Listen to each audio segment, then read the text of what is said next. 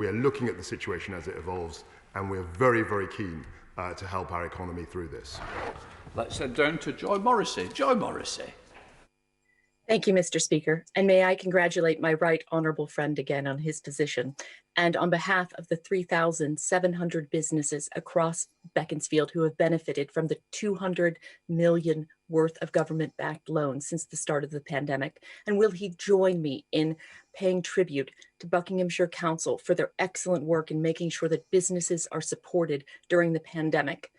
And will my right honourable friend confirm that he will continue to offer all the support that he can to protect jobs and keep businesses afloat so that we can look to not only restart our economy, but build back better from the pandemic?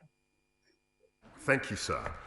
Throughout this crisis, my honourable friend, I'm sure, is aware, the government has stood by businesses, as she mentioned, and has worked tirelessly to protect people's jobs and livelihoods across the entirety of our country. As we emerge from the pandemic, we will ensure that we seize the initiative, as she put it, to build back better, greener and faster from this pandemic. Patrick Grady.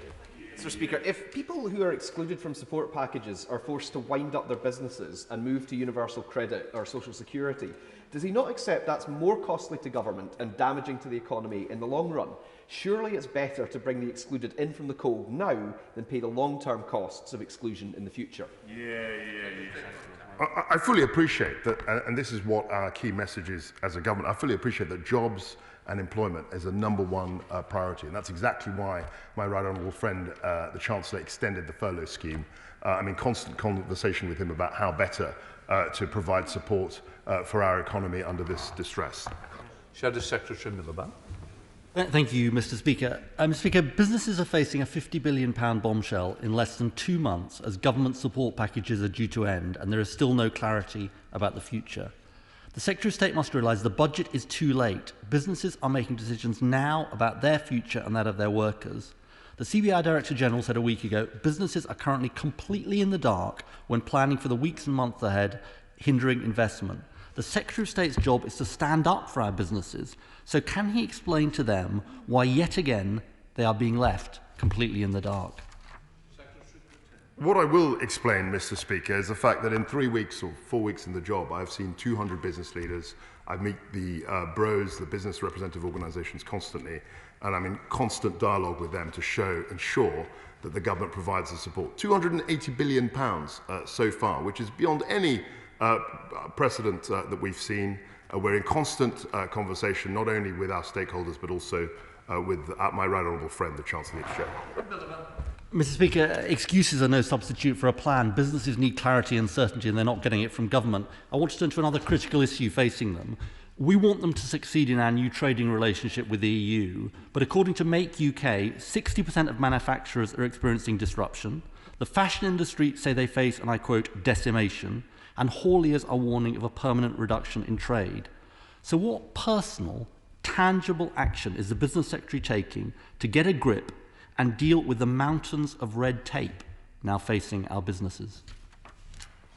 Well, of course, Mr. Speaker, you will remember that ahead of the Brexit deal, we were told that there was never going to be a deal and that we were going to crash out with no deal. We were told all sorts of scare stories about what would happen with Brexit. I fully accept that there are issues on the border. I fully accept that many of the business leaders I've spoken to have raised issues. But I think the situation is far better with a deal. Ask Nissan in Sunderland, far better with a deal than was the case certainly only 3 months ago. Let's head up to Scotland with SNP spokesperson Stephen Flynn. Stephen Flynn. Thank you very much, Mr. Speaker. I've been listening closely, and so far the Secretary of State has failed to give a long-term commitment to the furlough scheme. He's failed to provide any certainty whatsoever on business rates, and he's failed to back support for the excluded. And as just as being referred to, businesses aren't just dealing with the damage caused by the pandemic, they're also facing the chaos of Brexit. Exports from the UK to the EU are reportedly down by 68%, and just 10,000 out of 50,000 custom agents are in place. So can the Secretary of State confirm just how bad things need to be before his government sets aside its dogma and instead asks the EU for a grace period in order to protect Scottish businesses? Secretary Potter. Remind the honourable gentleman, the Brexit debate is over. I mean, he, for his own purposes, wants to rekindle this. The business leaders I've spoken to have been extremely grateful for the fact that we got a deal, which he and others opposed, and he and others predicted we wouldn't get one. And I think we're moving forward with an active plan, active engagement with the economy, £280 billion that have been proffered so far, and this is a picture which he fails to recognise. Stephen Flynn, second question. Thank you, Mr. Speaker. It's probably helpful to advise the Secretary of State that in Scotland, the Brexit debate is far from over. In fact, we're just getting started. But I'll take it from his answer that there won't be any grace period for Scottish businesses. However, there is one area where I hope the Secretary of State can provide some positive news, and that is in relation to the North Sea transition deal. The perfect storm of the pandemic and price crashes has seen 12,000 jobs associated with the North Sea already go, and more are sadly expected to follow. So can the Secretary of State confirm that he still expects the deal to be signed by the end of March, as his predecessor stated in the House, and will he agree to meet with myself and my colleagues in the City to discuss this hugely important matter? Secretary. The honourable gentleman is quite right, and he will also be, I think, courteous enough to know that as Energy Minister, I was directly involved in the conversations ahead of the North Sea transition deal. I was very much in favour of bringing forward the completion of the deal, and I'm hopeful that we can manage to reach a really good deal where they accept, the sector accepts the need for decarbonisation very quickly. Let's head down to Edinburgh with Christine Jardine. Christine Jardine. Thank you very much, Mr. Speaker. The UK is a key player in supporting the research happening in developing countries that will be essential to putting an end to the pandemic and allowing our businesses to recover. So is the Minister aware of the devastating blow ODA cuts will have to business and could have in our position as a global science leader, and send the message that the UK is not a reliable partner in long-term science advancement and business across the world? Secretary Quitton. I don't accept the fact that any change in ODA money will undermine our position as a global science superpower. As I said in an earlier response, people around the world, the science-based science community around the world, has been extremely impressed with how we are proceeding with the vaccine rollout and the great innovation that takes place in this country. There's a substantive question to Minister Scully.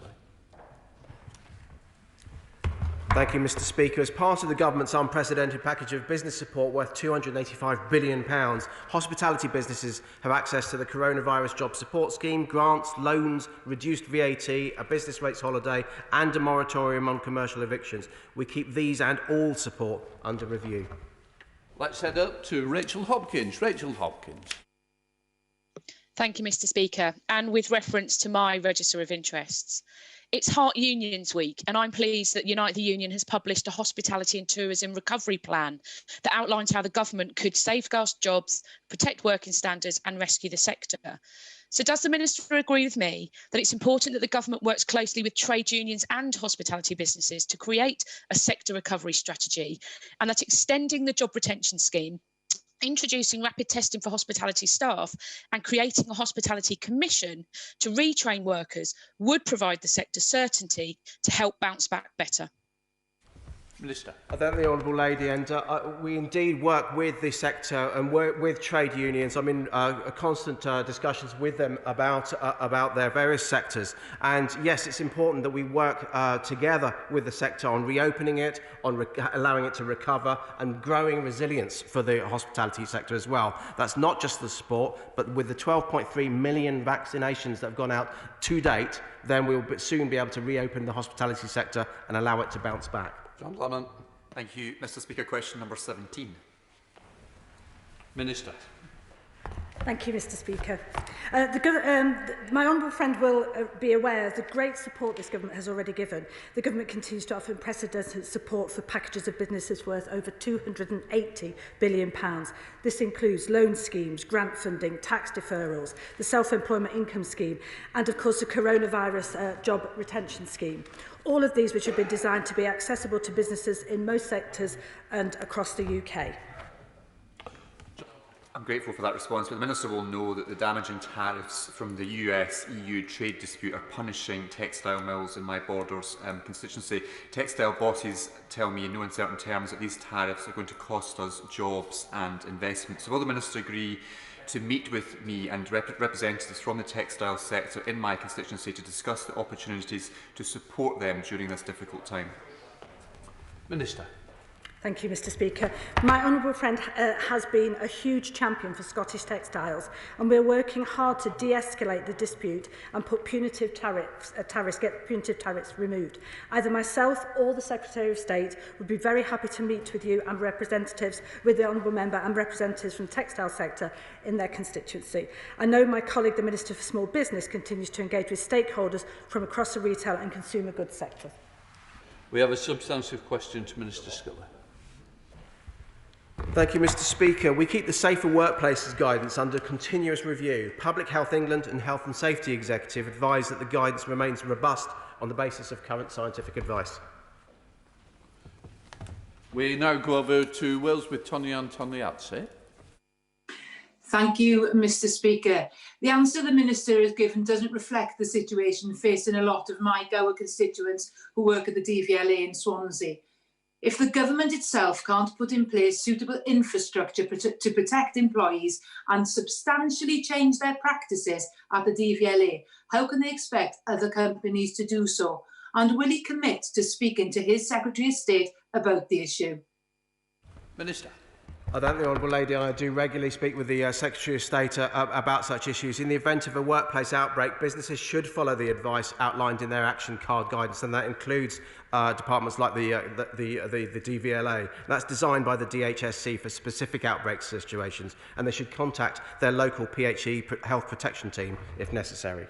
Let's head up to Andy MacDonald. Andy MacDonald. The effects are non-permanent or reversible, non-progressive, and disability is temporary. These are the words of the Minister for Employment in justifying why COVID-19 has not been categorised as a serious workplace risk. 112,000 British citizens dead, tens of thousands experiencing long COVID, and many more with permanent damage to vital organs. But only 0.1% of workplace complaints result in an enforcement notice. This is serious, and recategorisation is urgently needed. The UK continues to suffer the highest COVID death toll in the world, but with such a disregard for workplace safety, is it any wonder? Thank you, Mr Speaker. We work with Public Health England, we work with the Health and Safety Executive to make sure that we have the best safer workplace guidance, and if there are specific examples where that's not working, I'll be happy to take that on board. But with the 12.3 million vaccinations that have been undertaken to date on first doses, then hopefully we can get through this period and have even safer workplaces as the economy comes back to normal. A substantive question in welcome Minister Trevelyan. Thank you, Mr Speaker. With your permission, I'll answer question 20 together with question 21. We are matching the UK's world-leading net zero ambition with world-leading action. The Prime Minister's 10-point plan for a green industrial revolution will accelerate our path to net zero with £12 billion of government investment, including a commitment to power every home in the UK with offshore wind by 2030. In December, we published the Energy White Paper, and we will publish our net zero strategy ahead of COP26. Let's head to the northwest with Andy Carter. Andy Carter. Thank you very much, Mr Speaker, and can I thank the Minister for her statement there. And I wonder if the Minister could expand on some of the points she makes there, in particular talking about the support that small businesses in towns like Warrington might expect to receive to reduce their carbon emissions and contribute to net zero targets at a time when many are concerned with the costs of day-to-day business in light of COVID. Minister. Thank you. We recognise the challenges that SMEs are facing, and we want to work with businesses to build that green recovery. So we're offering up to £6 million through the Boosting Access for SMEs to Energy Efficiency competition to develop green solutions for SMEs. And through the SME Net Zero Working Group, we are hearing from businesses where we can go even further to support them. Financial savings are available to businesses taking steps to achieve net zero, and I would encourage SMEs to sign up to the Race to Zero campaign. Let's head to Crawley with Henry Smith. Henry Smith. Thank you very much, Mr Speaker. A year ago, the UK airline industry committed to net zero carbon by 2050. What support and assistance has her department been providing to this important sector, suffering, of course, a lot at the moment, but so it can contribute for the future? Minister. Government is backing the airline sector to achieve net zero, committing £3.9 billion with industry to fund aerospace R&D from 2013 to 2026. This includes the Fly Zero project to study in depth the potential for zero-emission aircraft. We are also investing £125 million into the Future Flight Challenge to enable the use of new forms of green and autonomous aircraft. We have a substantive question to Minister Trevelyan. Minister. Apologies, Mr. Speaker. Thank you, Mr. Speaker. First of all, I'd like to offer my sympathies to all the families affected in the Skewen floods. My officials have been updated by the Coal Authority on the flooding in Skewen on a regular basis and the work that they and local partners are doing to support the community, remediate the site and allow people to safely return to their homes. I'll be meeting with the Coal Authority shortly to discuss their work and the investments they're making to reduce the risk of this ever happening again. Let's go down to Aberavon with Stephen Kinnock. Stephen Kinnock. Thank you, Mr. Speaker. My constituents in Skewen have been devastated and traumatised by the flooding which ripped through their homes on the 21st of January. The disused mine workings that caused this incident are the responsibility of the Coal Authority and ultimately of the UK government. Will the Honourable Lady therefore ensure that the government will fill the gaps that are not covered by insurance and will also provide financial support to those who are not insured? Does she agree that not a single Skewen resident should be left out of pocket by this terrible flooding? Minister. Thank you. My honourable friend is a wonderful advocate for his constituents and I hope very much to be able to come down and visit with him and talk personally to those affected. The Coal Authority doesn't have liability for flooding. Flooding, whether from a river, stream or groundwater, is dealt with obviously mainly through insurance, and I know that the Welsh Government emergency grant equivalent to the Belwyn scheme for those affected by flooding in England provides a higher sum, so I look forward to working with him and to hear directly from his constituents as soon as we can arrange it. Another substantive question to Minister Trevelyan. Keeping me busy. Thank you, Mr. Speaker.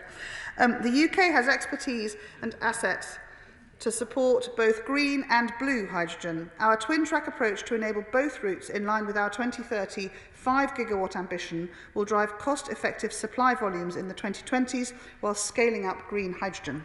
Let's race across to Chris Grayling. Chris Grayling. Thank you, Mr. Speaker. My right honourable friend is quite right to talk about both forms of hydrogen. Ideally, of course, we'd all be using entirely green hydrogen, though she knows there are problems with the renewable transport fuel obligation, which I hope she'll be able to sort out. But blue hydrogen is going to be a part of what we need over the coming decades.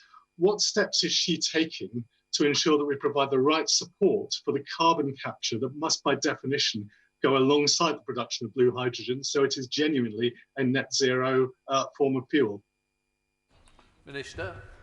We're committed to making the UK a global leader in developing carbon capture and hydrogen production. So we're supporting both through new commercial frameworks and financial support via our £1 billion for Carbon Capture and Storage Infrastructure Fund and £240 million for our Net Zero Hydrogen Fund.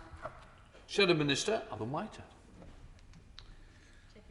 Thank you, Mr. Speaker. I welcome the Prime Minister's 10-point plan announcement of the proposal to develop 5 gigawatts of low-carbon hydrogen production capacity by 2030. And as the Minister has mentioned, the £240 million Net Zero Hydrogen Fund to support this. Can she state today that it is her intention to deploy this fund to support the production of green hydrogen and that she will not use any part of the fund to support production capacity consisting of grey or blue hydrogen? Minister. Thank you, Mr. Speaker, and I thank the Honourable for his support for the 10-point plan, which I think the whole House believes is the right way forwards. So the £240 million Net Zero Hydrogen Fund is, of course, only one element, and we're supporting innovation, heat trials, standards, business models, and a revenue mechanism to stimulate that private sector investment so important, which is going to put the UK firmly at the front of the pack. We'll be setting out much more detailed work later in the year when I publish the hydrogen strategy. Substantive question to Minister Solly. Thank you, Mr. Speaker. As I previously made clear to the Honourable Member for Stockport, using threats of firing and rehiring as a negotiation tactic is completely unacceptable. We expect all employers to treat employees fairly and in the spirit of partnership. There are laws in place to ensure fair treatment around employment contracts and redundancy matters. Let's head up to the northwest with Mick Waitley. Mick Waitley. Thank you, Mr. Speaker. Heathrow firefighters, engineers, campus security, baggage handlers, terminal operators and more are taking strike action today against disgraceful fire and hire abuses by management that have seen pay cuts for thousands of up to 25%, with greedy bosses and shareholders using COVID as a cover for long-held plans to slash wages. Ministers may call these tactics unacceptable, but what steps are they actually taking to stop Heathrow exploiting their workers in this way? Thank you. Thank you, Mr. Speaker. As previously mentioned, the Department has engaged ACAS to hold discussions in order to generate valuable evidence about the use of fire and rehire, and then the Government will communicate our response to this evidence in due course. Right, remaining in the northwest with Andrew Gwynn. Andrew Gwynn. Thank you. Warm words from the Minister. But look, fire and rehire is an outrageous tactic and one growing in popularity, sadly. The latest large company jumping on this bandwagon is Tesco, where staff at the Livingston depot are facing pay cuts of between £4,000 and £13,000 a year. This while profits are soaring thanks to these same essential workers who've worked tirelessly throughout the pandemic to keep families fed. When will the government do what it takes to stop Tesco and other rogue bosses from ripping off their workers, or will they just wring their hands and wait for a report that they will then simply ignore? We want action, Minister. Minister. Thank you, Mr. Speaker. And having worked for a retailer at Sainsbury's for 13 years, I would like to acknowledge the hard work, of course, that we know all the people in retail do. However, just to reiterate, the Department engaged ACAS to hold these discussions in order to generate valuable evidence, and this will be looking at the use of fire and rehire. Justin Mathers. Question 27, please, Mr. Speaker. Secretary of State. Thank you, Mr. Speaker. Since becoming Secretary of State, I've met with a number of representatives of our highly successful automotive sector to discuss future opportunities for the UK and to emphasise our government's commitment to the continued growth of the sector. Justin Mathers. Thank you, Mr. Speaker. As the Secretary of State will know, a decision is due very soon on whether there will be a new vehicle built at Vauxhall Motors in Ellesmere Port. So does he agree with me that if the government are truly ambitious about investment in the post-Brexit world, in securing green growth and also in the levelling up agenda, then they will do everything within their power to make sure that we get the right decision for the Ellesmere Port plant? Secretary of State. Thank you, sir. I recognise the Ellesmere port plant's importance locally. I fully appreciate the work that he's done to keep this open, and I want to see its future secured. We're committed to ensuring the UK continues to be one of the best locations, global locations for automotive manufacturing. I'm happy to meet with him if he should wish, and I've also met with representatives from Vauxhall as well. Substantive to Minister Scully. Thank you, Mr. Speaker. With permission, I'll answer this question along with question number 29. Our recent report into workplace support is clear that employers' policies can play a significant role in helping victims of domestic abuse. We will work with employers to support this and encourage good practice, including signing up to the Employers' Initiative for Domestic Abuse and downloading for their managers the Bright Sky app by Hestia. Let's head to Derbyshire with Pauline Latham. Pauline. Thank you, Mr. Speaker. Domestic abuse is a heinous crime that destroys lives and families, and it's vital that every part of society works together to prevent it from happening. Can my honourable friend confirm that his department is working with businesses to help build their awareness of domestic abuse, ensuring they're noticing the warning signs and helping workers access the support that they may need?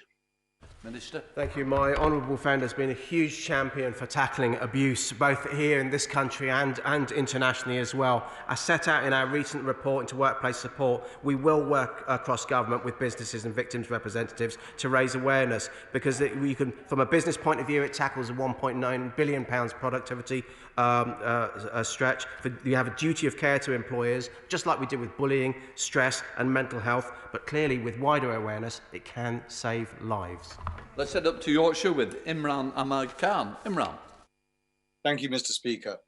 Several organisations in Wakefield, including Penny Appeal, have joined the Employers Initiative on Domestic Abuse, which empowers businesses to take positive action for their employees affected by domestic abuse.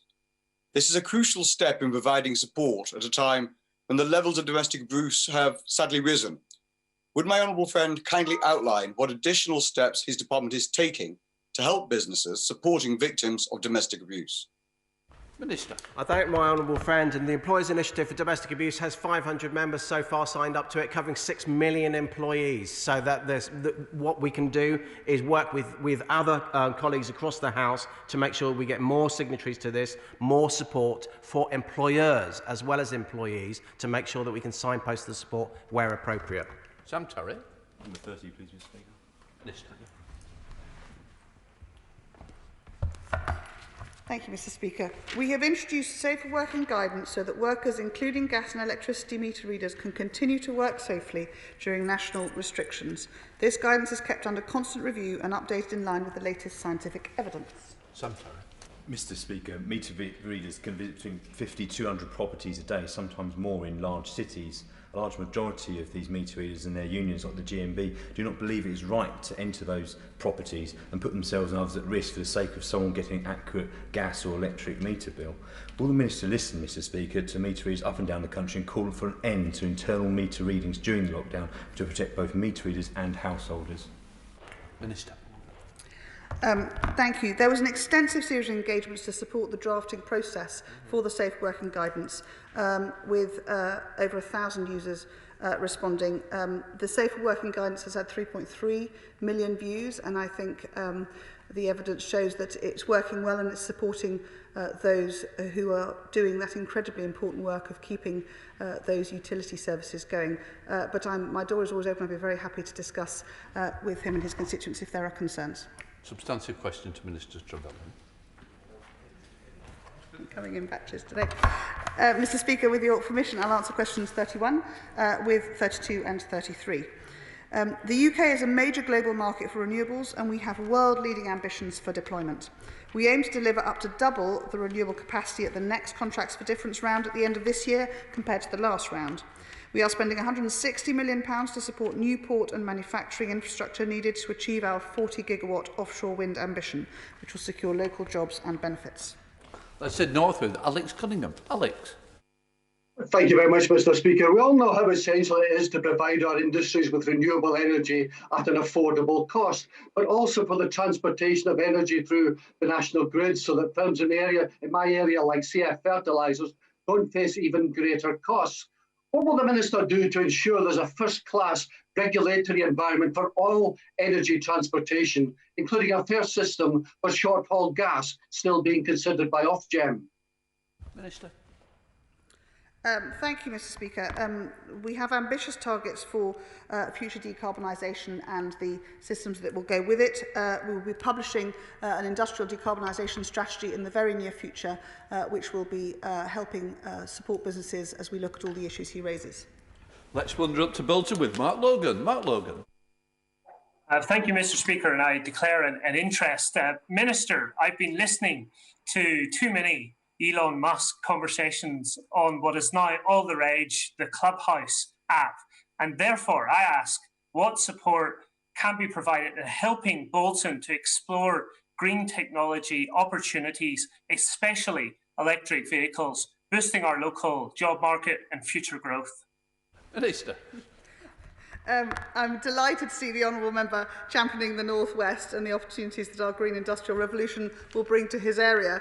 The North West is incredibly well placed to benefit from our £1 billion commitment to become a world-leading sector in technology to capture and store harmful emissions away from the atmosphere. And we've also launched the Green Jobs Task Force, which will help us to develop plans for green jobs, including clearly in the new green automotive sector across all regions. And we advise what support will be needed for people who are in those transitioning industries. Said to Wales with Simon Baines. Simon Baines. Thank you, Mr. Speaker. Could the Minister comment on the opportunities for companies in Clwyd South and elsewhere in Wales offered by the latest £11 million round of the UK Government's Energy Entrepreneurs Fund, which is dedicated to driving forward new clean technologies? Minister. Wales's promising clean tech entrepreneurs are urged to bid for the latest £11 million government funding, which is going to support between 15 and 20 projects, with successful bidders receiving up to £1 million each. The funding available through the Energy Entrepreneurs Fund is open to all eligible countries across England, Wales, Scotland and Northern Ireland, and I look forward to seeing their submissions. Substantive to Minister Scully. Thank you, Mr. Speaker. The Government has invested an additional £14 million to support the Health and Safety Executive's enforcement of health and safety laws. My department has provided guidance on safer working in response to COVID-19, which helps inform HSE's monitoring and enforcement activities. This guidance is kept under continuous review. Let's head to the northwest with Dame Angela Riedel. Dame Angela. Thank you very much, Mr. Speaker. Given the emergence of new, more transmissible strains of COVID-19, why hasn't the Minister updated his department's workplace guidance with stronger recommendations on ventilation, PPE and the increasing requirement for effective surface disinfectants to be used so that everyone can be kept safe at work? Minister. The HSE and Public Health England continue to look at the guidance. They believe that this is robust enough with the new variants, but ventilation is really very clear right from the outset that it's an important weapon in tackling COVID. We now come to topical questions to the Secretary of State for Business, Energy and Industrial Strategy. I call Secretary Kwasi Kwarteng to make a statement on his responsibilities. Then I will call Secretary Batty to ask his supplementary. Secretary of State. Thank you very much, Mr. Speaker. In my first 4 weeks as the Bay's Secretary of State, I've met with more than 100 businesses, virtually, of course, up and down the country. And I've been hugely impressed, Mr. Speaker, by the positivity, the determination, and the sheer grit that our businesses have shown in spite of the immense challenges that they're facing. I'm pleased that now we can offer lateral flow testing to businesses with 50 or more employees, providing new support to SMEs across the UK. And as we've seen with the vaccine rollout, it is thanks to our brilliant scientists, our brilliant science base, that more than 12 million people have now received their first dose of a COVID vaccine. Let's head up to the West Midlands with Secretary Batty. Secretary Batty. Thank you, Mr. Speaker. In recent years, in the Greater Birmingham and Solihull area, we've had the highest amount of startups set up, the highest in the country outside of London. Can my right honourable friend set out his plans to support startups in my constituency of Meriden so that they can continue to set up, thrive and survive after COVID? State. Thank you, sir. I know that my honourable friend is utterly committed to supporting growth and entrepreneurship in his area. I'm fully aware that he was a Director of Business Support for 4 years for the Greater Birmingham and Solihull LEP, and he will know that our government continues to back growth and recovery across the UK, and I think in his own constituency of Meriden, we've done this through £90.9 million of COVID loan scheme support. Let's head to the northwest with Lucy Powell. Lucy Powell. Thank you very much, Mr. Speaker. Well, I've listened to the Secretary of State's answers so far, and I'm afraid he's all mouth and no trousers. So let's try again, shall we? Businesses face a £50 billion bombshell in April, yet many in hospitality, retail and services won't even be open by then. Councils are sending out business rate bills as we speak, and difficult decisions are being made now. So does he agree personally with Labour's plan to extend business rate holidays for at least 6 months and the furlough while public health measures remain to deal with this bombshell before it blows a big hole in our economy? Thank you, Mr. Speaker. I'm glad that the Honourable Lady has been listening to the same businesses that I have been for the last year when they talked about the cliff edge that they face, their big fixed costs, whether it's business rates, VAT, the rent moratorium, all of which we are recognising. We're continuing our conversations with the Treasury, because it's so important that as we reopen the economy, as we look to get customers back to a safe and warm welcome to retail and hospitality, that we have a flexible approach to our financial support as well, to tackle this difficult period. Let's head to Nottinghamshire with Darren Henry. Darren.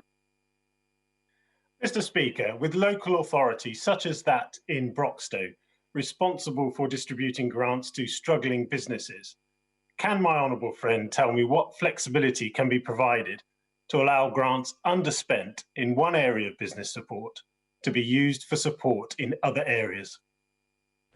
Secretary of State. Thank you, Mr. Speaker. Local authorities, as my honourable friend knows, receive funding to support closed businesses through grants of up to £3,000 for each 4-week period of closure. In addition, closed businesses can receive up to an extra £9,000 as a one-off payment for the current period of national lockdown. Local authorities, as I'm sure he's aware, are also in receipt of discretionary funding, sharing £1.6 billion of the additional restrictions grant. Dan Carden. Thank you, Mr. Speaker. British Gas engineers and staff are key workers who, in addition to their responsibilities heating people's homes, have been delivering food and essentials during the pandemic. Now, ministers have said that fire and rehire is unacceptable. So will the Secretary of State stand up and call on Centrica and Mr. O'Shea to stop the bullying tactics of trying to force new contracts onto their workers, cutting pay, terms and conditions, and ask them to get round the negotiating table with their union GMB? Secretary of State. I'm very pleased to announce that I and my ministerial colleagues have stated again and again that fire and rehire is completely unacceptable. I was in regular contact with British Gas, or Centrica as they are now called, as Energy Minister, and I've impressed upon them the need to engage with their workforce and treat them with utter integrity and fairness. Andrew Lance. Thank you, Mr. Speaker, and can I start by congratulating my right honourable friend on his new job. I very much enjoyed working with him in what is now his department, and I wish him well. I have a constituent that is a very successful hotel business. They've appreciated all the support given to them by the government, but they recognise that they are still using every last penny of their reserves to keep their golf course maintained, the swimming pool clean, to keep the place secure, and they have no income. So can my right honourable friend tell me, when they have asked their bank, as they have, to provide them with rolled over quarterly interest, and the bank says to them, we'll do it, but in which case we need to put you under forbearance, is that a regulatory requirement, or is it that bank making it even more difficult for them to recover once lockdown ends? Very pleased to be responding to my right honourable friend, and I very much enjoyed working with her in the department, and I'm pleased that she's taking such an interest in our activities. In answer to her question, I would suggest that this is a bank's policy. This is not a regulation. The government expects lenders to be constructive in their dealings with businesses in difficulty, and I'm very glad to hear that in this instance my right honourable friend's constituents are getting the support that they need from the bank, but bank regulations on forbearance are a matter for the independent FCA. We now come to John Speller. Thank you, Mr. Speaker. And when asset strippers Melrose were allowed to take over GKN, the then Secretary of State said Melrose had to honour its commitments to stay UK-based. Now they've torn that up with their disgraceful behaviour and decision to close Birmingham GKN driveline with the loss of 500 skilled engineering jobs. What's the Secretary of State going to do about it? Secretary of State. As he well knows, I'm very happy. My door is always open. I'm very happy to meet him to discuss this issue. I recall my right honourable friend, the member for Tunbridge Wells, was in this seat. It was a very delicate situation, but I'm happy to discuss with him ideas on how we can ameliorate the situation. Let's head up to Yorkshire with Kevin Hollinrake. Kevin Hollinrake. Thank you, Mr. Speaker. Now, can I draw the House's attention to my register of members' interests? In my parliamentary work, I've seen a number of examples of council landlords being unreasonable with tenants who are facing eviction or potentially insolvency when the rights of forfeiture is restored on the 31st of March. Would my right honourable friend set out his plans for this, but also to send a message to local authorities that they should set a good example when it comes to helping businesses through this crisis?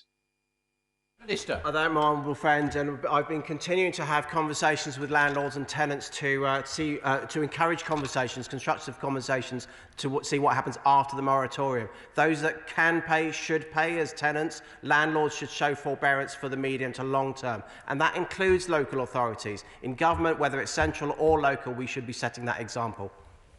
Let's head up to Glasgow with Carol Monaghan. Carol Monaghan. Thank you, Mr. Speaker. Since the US imposed tariffs on single malt whisky, The loss of exports have cost the industry more than 500 million. Can the Secretary of State detail the discussions that have taken place with the new administration and update the House on the progress of these talks? Secretary of State. Thank you, sir. I think the Honourable Lady is absolutely right. We have to look after the interests of our whisky exporters. It's a key interest. I've spoken to Karen Betts, I think twice in my first month, precisely on this issue, and I'm very hopeful that we can get this resolved. Let's head to the West Midlands with Marco Longi. Marco. Thank you, Mr. Speaker. Vaccinating our most vulnerable first and as quickly as possible is clearly the right strategy. My wife and I volunteered throughout the weekend and witnessed an amazing effort at the Black Country Living Museum. But does my right honourable friend agree that having secured 400 million doses nationally, that this puts us in a strong position to save the most lives, and this, plus workplace testing, will save our economy from a longer recovery period? Dare I say, Mr. Speaker, that was an excellent question, and actually goes to the heart of what this whole period has taught us. I think the vaccine rollout programme, the fact that we managed to procure and develop and distribute so many vaccines has been a great story, not only for our science base, but also for UK innovation. And I'm sure it'll be studied in years, even decades to come. And finally, Mr. Speaker, he is absolutely right to say that the one thing that will, the surest way of helping our business is to make sure that we can reopen our economy in a safe way. Let's head to the North East with Julie Elliott. Julie. Thank you, Mr. Speaker. Hand hygiene and mask wearing are most effective when accompanied by surface disinfection, especially in shared workspaces. Recent changes to the Health and Safety Executive Guidance are welcome, but the Secretary of State's Department's guidance needs to be radically updated to provide specific guidance on the EN standard of disinfectants needed and on the frequency of surface disinfection. Can the Secretary of State commit to doing this as a matter of urgency? Minister. I thank the Honourable Lady, and we always keep the guidance under review. There's twice weekly meetings with BAYS, with HSE and Public Health England to tackle these issues, and we'll certainly take away that specific from you. Let's head south to Caroline Ansell. Caroline Ansell. Thank you, Mr. Speaker. The government has provided life support to the hospitality sector, but my hoteliers are flagging that we are moving into a potential perfect storm of deferred payments coming into focus and support schemes set to close. The weekend announcement around bounce back loans has been met with huge relief in my constituency for the 1,800 businesses who are in that place. Can I ask the Minister to look also at extending the 5% VAT rate, furlough and the business rates holiday, so the hospitality sector in my constituency of Eastbourne and across the country can come back all the stronger? The Secretary of State. Thank you very much, Mr. Speaker. My honourable friend is quite right, and I fully appreciate how key the hospitality sector is to her constituency of Eastbourne, which I've visited many times, even before I was elected to this place.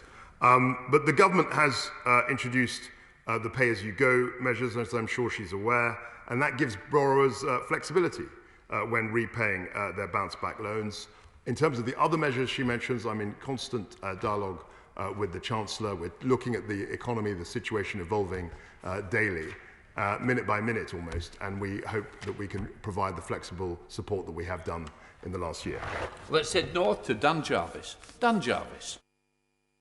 Thank you, Mr. Speaker. Here in South Yorkshire, we used the Local Growth Fund to create 2,800 jobs and attract £92 million of investment from world-leading businesses like Boeing and McLaren. Now that funding has ended, will the Secretary of State work with us on our plan to create 6,000 new jobs and attract £600 million of investment over the next 2 years? Secretary of State.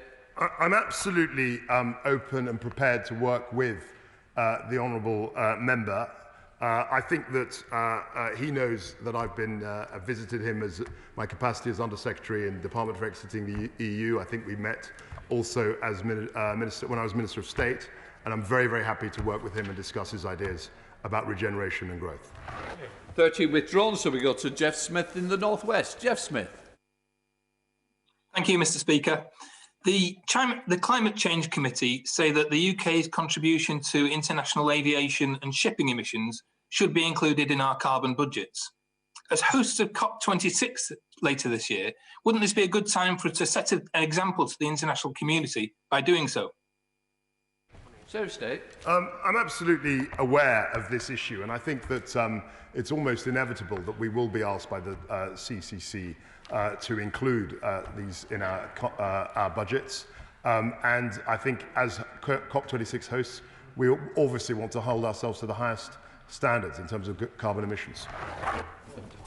I'm suspending the House for 3 minutes to enable the necessary arrangements for the next business to be made. Order.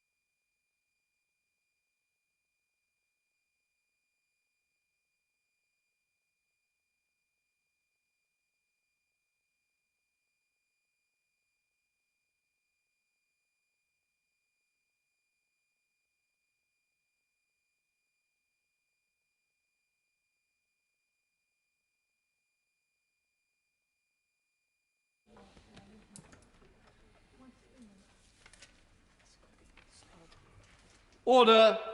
I call the Secretary of State, Matt Hancock, to make a statement. Secretary of State. Thank you very much, Mr. Speaker. And with permission, I'd like to make a statement on new measures to keep this country safe from coronavirus. Thanks to our collective efforts, we're turning a corner. cases of coronavirus have fallen 47% in the last 2 weeks, and they're falling in all parts of the UK. But we're not there yet. Hospitalisations are falling, but there are still many more people in hospital than at the April or November peaks, and the number of deaths, whilst falling, is still far too high. Our vaccination programme is growing every day. We've now vaccinated over 12.2 million people, almost 1 in 4 adults in the United Kingdom, including 91.4% of people aged 80 and above, 95.9% of those aged between 75 and 79, and 77.2% of those aged between 70 and 74, who were the most recent groups to have been invited. And we've also vaccinated 93.5% of eligible care home residents. We've made such progress in protecting the most vulnerable that we're now asking people who live in England, who are aged 70 and over and haven't yet had an appointment, to come forward and contact the NHS. And you can do that by going online to nhs.uk or dialing 119 or contacting your local GP practice. So we can make sure that we reach the remaining people in these groups, even as we expand the offer of a vaccine to younger ages.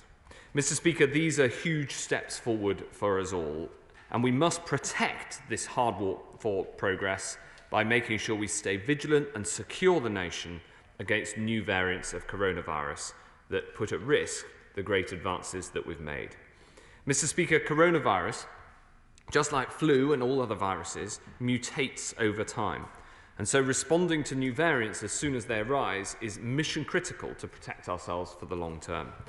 We've already built firm foundations, like our genomic sequencing, which allows us to identify new variants, our testing capacity, which allows us to bring in enhanced testing wherever and whenever we find a new variant of concern, and our work to secure vaccines that can be quickly adapted as new strains are identified. Our strategy to tackle new variants has 4 parts. First, the lower the case numbers here, the fewer new variants we get.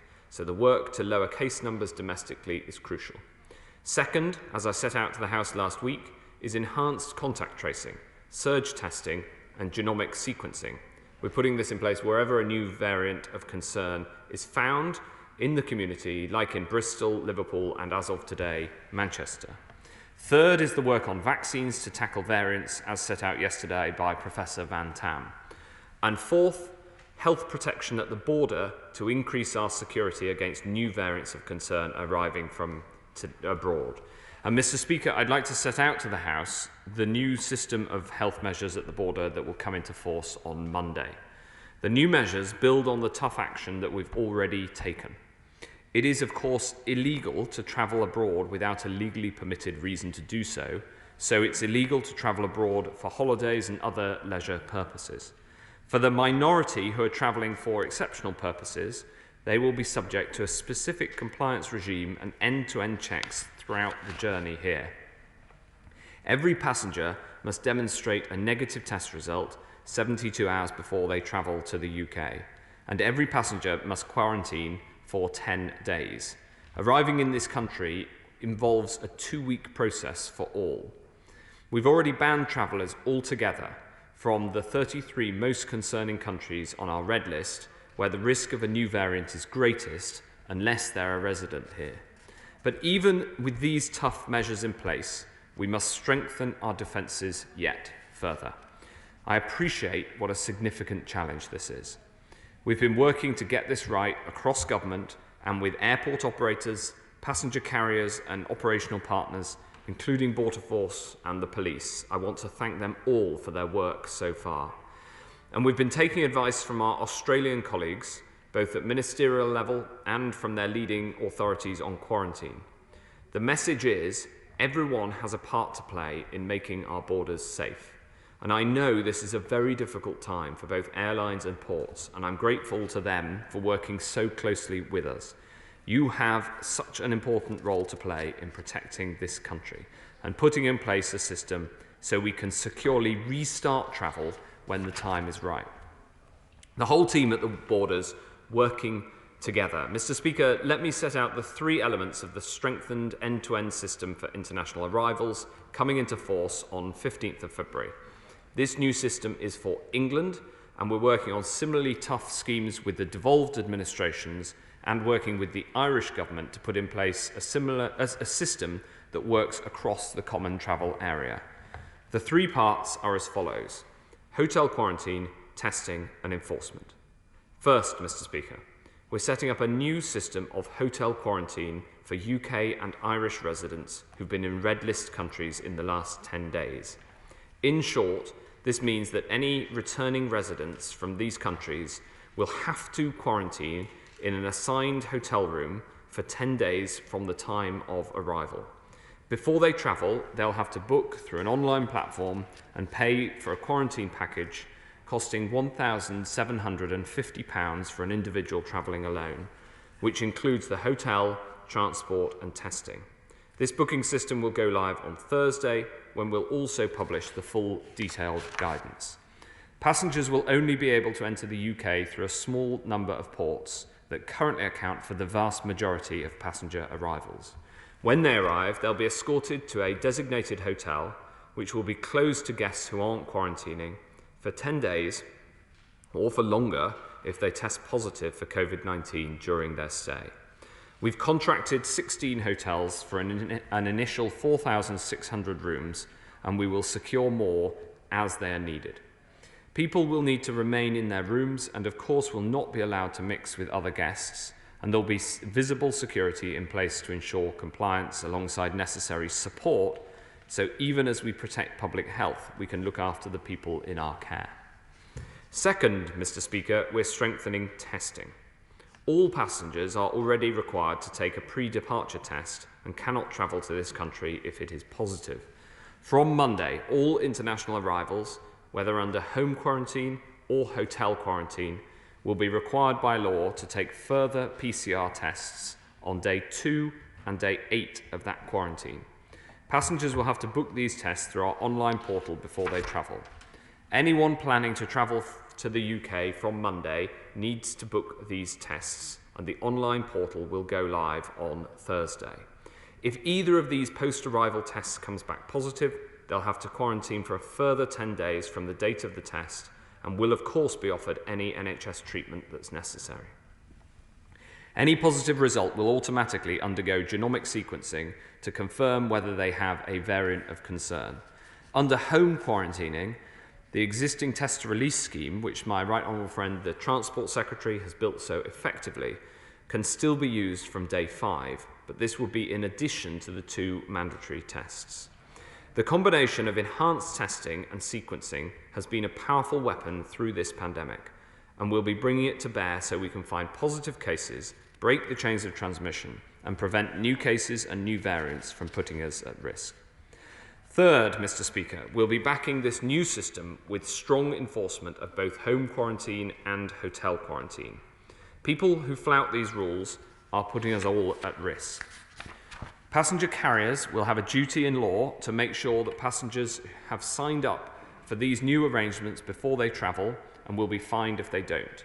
And we'll be putting in place tough fines for people who don't comply. This includes a £1,000 penalty for any international arrival who fails to take a mandatory test, a £2,000 penalty to any international arrival who fails to take the second mandatory test, as well as automatically extending their quarantine period to 14 days, and a £5,000 fixed penalty notice, rising to £10,000 for arrivals who fail to quarantine in a designated hotel. We're also coming down hard on people who provide false information on the passenger locator form. Anyone who lies on the passenger locator form and tries to conceal that they've been in a country on the red list in the 10 days before arrival here will face a prison sentence of up to 10 years. These measures will be put into law this week, and I've been working with the Home Secretary, the Border Force and the police to make sure more resources are being put into enforcing these measures. I make no apologies for the strength of these measures, because we're dealing with one of the strongest threats to our public health that we've faced as a nation. I know that most people have been doing their bit, making huge sacrifices as part of the national effort. And these new enforcement powers will make sure their hard work and sacrifice isn't undermined by a small minority who don't want to follow the rules. Mr. Speaker, in short, we're strengthening the health protection at the border in 3 crucial ways. Hotel quarantine for UK and Irish residents who visited a red list country in the past 10 days, and home quarantine for all passengers from any other country.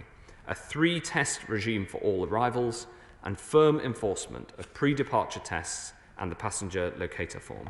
Our fight against this virus has many fronts, and just as we're attacking this virus through our vaccination programme, which is protecting more people each day, we're buttressing our defences against these vital measures so we can protect the progress that we've worked together so hard to accomplish. And I commend this statement to the House. I'm now going to call the Shadow Secretary of State, Jonathan Ashworth. Thank you, Mr. Speaker, and I thank the Secretary of State for advance sight of his statement. And I again start by congratulating all involved in the vaccination rollout. Vaccination needs to reach everyone, and we need to drive up those vaccination rates amongst the over 70s. There have been some reports today that over 70s have been ringing up to get an appointment, but the NHS computer systems are not yet ready to accept appointments over the phone. Could he look into that for us? And what is the plan also to drive up vaccination levels in minority ethnic communities? I'm sure he's as worried as I am about the vaccination rates amongst diverse communities. I know the government announced some funding for local authorities to tackle vaccine hesitancy in minority ethnic communities, but a city like Leicester, mine, one of the most diverse in the country, was not on the list. Can he rectify that? At last night's press conference, he said that the way we deal with new variants is to respond to them as they arise. The first line of defence is to identify and stop spread. But our first line of defence is surely to do everything we can to stop them arising in the first place. That means securing our borders to isolate new variants as they come in. He's announced a detailed package today, but he hasn't announced comprehensive quarantine controls at the borders. So why then, when over half of countries where the South African variant has been identified, why are over half of them not on the so-called red list? And indeed, according to newspaper reports, he wanted to go further with more extensive quarantine arrangements. I want that as well. The British public want that as well. So I will work with him to make that happen so that we can strengthen our borders and fix any holes in this nation's defences. Now, as he knows, mutations occur as long as the virus can replicate and transmit. And the greater the spread, the greater the opportunity. We have the South African variant, we have the so-called E484K mutation in the B117 strain has been identified as well. But isn't the cold reality that the virus is now here for some time? And therefore, for vaccines to succeed in protecting us, we need to do more to protect those vaccines by cutting transmission chains and spread, especially when lockdown eases.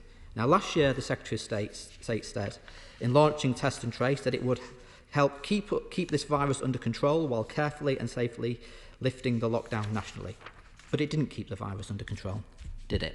So how will it be different this time? Will retrospective test tracing, the enhanced tracing he's outlined for areas where there are variants, will that be routine everywhere? And extra testing where there are variants is, of course, welcome.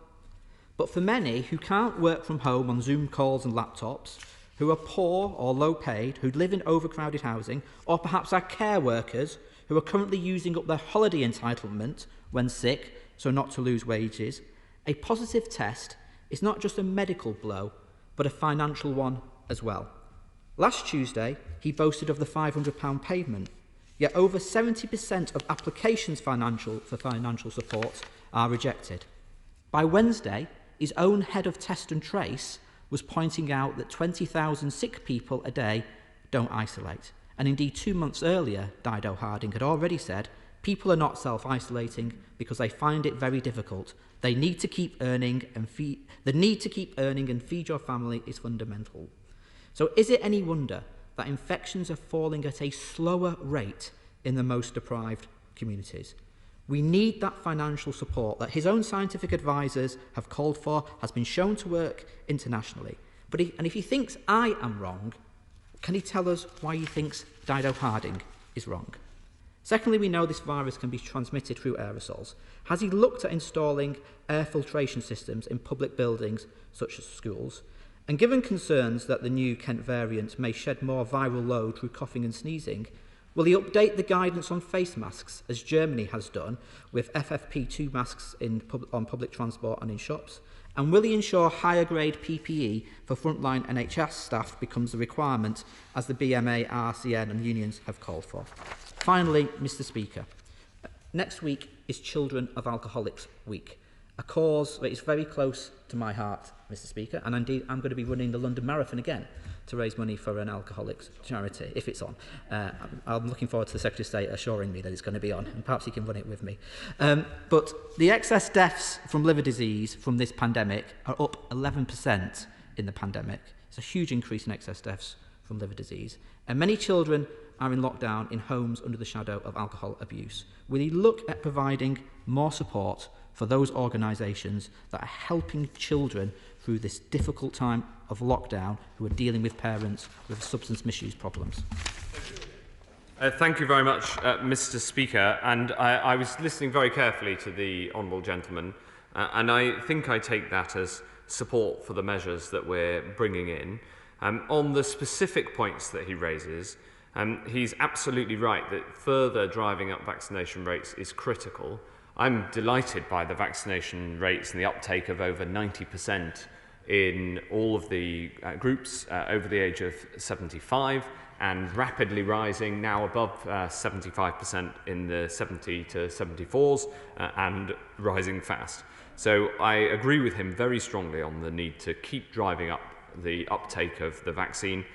And the Minister for Vaccine Deployment, Minister Zahawi, is leading the efforts across with the NHS and local authorities to try to make sure that we can increase vaccination rates further.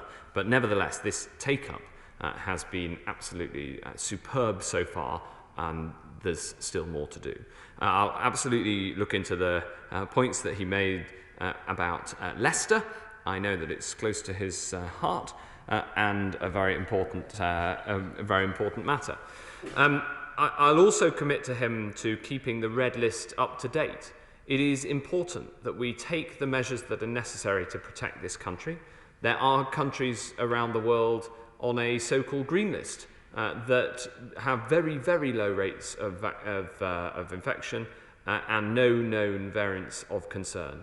So I'm absolutely in favour of keeping the red list up to date, but I also think that it's important that we're proportionate when there are countries that do not have a record of variants of concern. However, we will use the fact that we'll sequence every positive test from somebody who comes through the border as a global system of vigilance. To make sure that we are always looking for those variants of concern. He raised the issue of financial support, and I reiterate the point that the £500 support is available for anybody on low incomes, so people should come forward for testing in all circumstances, and I'm absolutely delighted at the level of testing as well, where there's now an average of over 650,000 tests a day done in this country, which is obviously a very, very substantial number. He raised the point about air filtration systems, which are important, and I'll point him to guidance from the Business Department on air filtration systems, and on PPE, where we have taken clinical advice and follow the clinical advice on the correct levels of PPE. And finally, I know that the issue of children of alcoholics is very close to his heart and many colleagues across this House. So I will absolutely look at how we can ensure that the extra funding that we have provided in this space continues to support the vital work of those, not just in the NHS, but also especially charities who do so much in this space. The invitation to run the marathon with him, Mr. Speaker, is a very interesting one. I'm not sure I've got enough time for training this year, but it's certainly something I'd like to do at some point in the future. Let's head to the chair of the Select Committee with Jeremy Hunt. Jeremy Hunt. Thank you, Mr. Speaker, and I strongly support the new measures. The higher the number of new daily cases, the more opportunities for variants and mutations to emerge, including ultimately some that may be immune to the vaccine. So does the Health Secretary agree that the central priority now must be to bring down the number of new daily cases? And as we do that, is he planning to introduce enhanced contact tracing for all new cases, including Japanese-style backward contact tracing and genomic sequencing of every new case? Mr. Speaker, we have the biggest genomic capacity in the world by some margin, and when the number of cases comes down, as our genomic capacity continues to expand, and we plan to more than double it in the coming months, then I hope to get to the position where we can genomically sequence every positive case. Yes. But we're not there yet. The strategy that I outlined to tackle new variants, of which the border measures is an important part, is itself one part of the 4 conditions that the Prime Minister set out for when we can lift measures. The other 3 being the successful rollout of the vaccine, which is going very well, the fall in the number of hospitalisations and the fall in the number of deaths, both of which, as I said, are moving in the right direction, but still too high. And therefore, this strategy to tackle new variants is crucial, and the number of cases is a factor because it itself determines the number of new variants. But the conclusion of all of that is that we must all stick to the rules now, and the more that we stick to the rules now, the sooner we can get out of this. Let's head to SNP spokesperson in the North with Martin Day. Martin Day. Thank you, Mr. Speaker. The South African variant is a sure warning sign of the risk from other mutant strains which may be out there. When combined with the question mark over vaccine efficacy with this variant, it is clear why we need effective border restrictions. So can the Secretary tell me why there are 35 countries where the South African and Brazilian variants are present and are not on the quarantine red list? Does the government have a plan to redress this gap? Now, from a government obsessed with taking back control over its borders, this omission is surprising. The Prime Minister has previously said that the UK cannot emulate other island countries such as New Zealand or Australia in preventing all unnecessary travel into the country due to the amount of food and medicine the UK imports. Today's change of heart is indeed welcome. Can the Secretary confirm how these measures will keep the flow of goods and those transporting them open while restricting travel not related to import and export of goods? Thank you very much. Well, the measures I've outlined today relate to passenger travel. There is, of course, a testing regime already in place for accompanied freight. And there is a difference between this country and Australia and New Zealand, and that is that accompanied freight is a significant proportion of our daily imports, including just-in-time delivery, for instance, of food. Whereas for islands that are further away from a continent, then unaccompanied freight is a much, much more significant proportion of their international imports. So we have to take these practical considerations into account.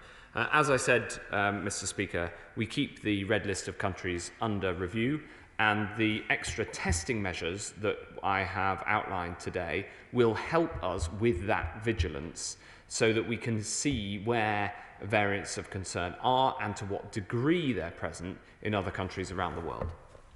Said, remaining in the north with Peter Gibson. Peter Gibson in the northeast. Thank you, Mr. Speaker. Can I thank my right honourable friend for his announcement today? The people of Darlington and right across the northeast have made incredible sacrifices to tackle this virus, and I know that they will welcome the tough measures he has announced for those that seek to avoid quarantine. Does he agree with me that it is mass testing, vaccinations, following the rules, and tough sanctions for those who break the rules that will help us to tackle this virus? I got it. Thank you very much. I agree with my honourable friend that it is a combination of the mass testing, the vaccinations, and the tough enforcement that is not only right to deal with this virus, but as he says, it is fair for people who are doing the right thing. And that is why I think the enforcement measures to ensure that everybody follows the rules, because this virus attacks us all as humans, and it doesn't treat people differently just because they're better off and might be able to fly to Dubai for the weekend. It treats us all the same, so we should treat people the same. And I think that is one of the reasons that it is important to bring these measures in with strong enforcement, so that they are both tough and fair on people who are working so hard and sacrificing so much to follow the rules. To Penarth with Stephen Doherty. Stephen Doherty. Thank you, Mr. Speaker. I simply don't understand the logic being used for the red list, with countries where dangerous variants present not included and multiple backdoors left open. I've watched passenger flights over the last few days, including a flight from Peru on the red list, currently en route to the Netherlands, which isn't on the red list, but has substantial connections to the UK, and flights from countries in Southern African red list countries en route to hubs in Addis Ababa, Nairobi, and so on, again with substantial onward connections to the UK, but who aren't on the red list. We've even heard about UK troops in Kenya testing positive for COVID today. So will the Secretary of State publish the epidemiological data that's being used to take those decisions on which countries are included, and urgently review some of the very serious inconsistencies that exist? Thank you very much, Mr. Speaker. The honourable gentleman raises an important point, and these points are addressed in what I've just announced in two ways.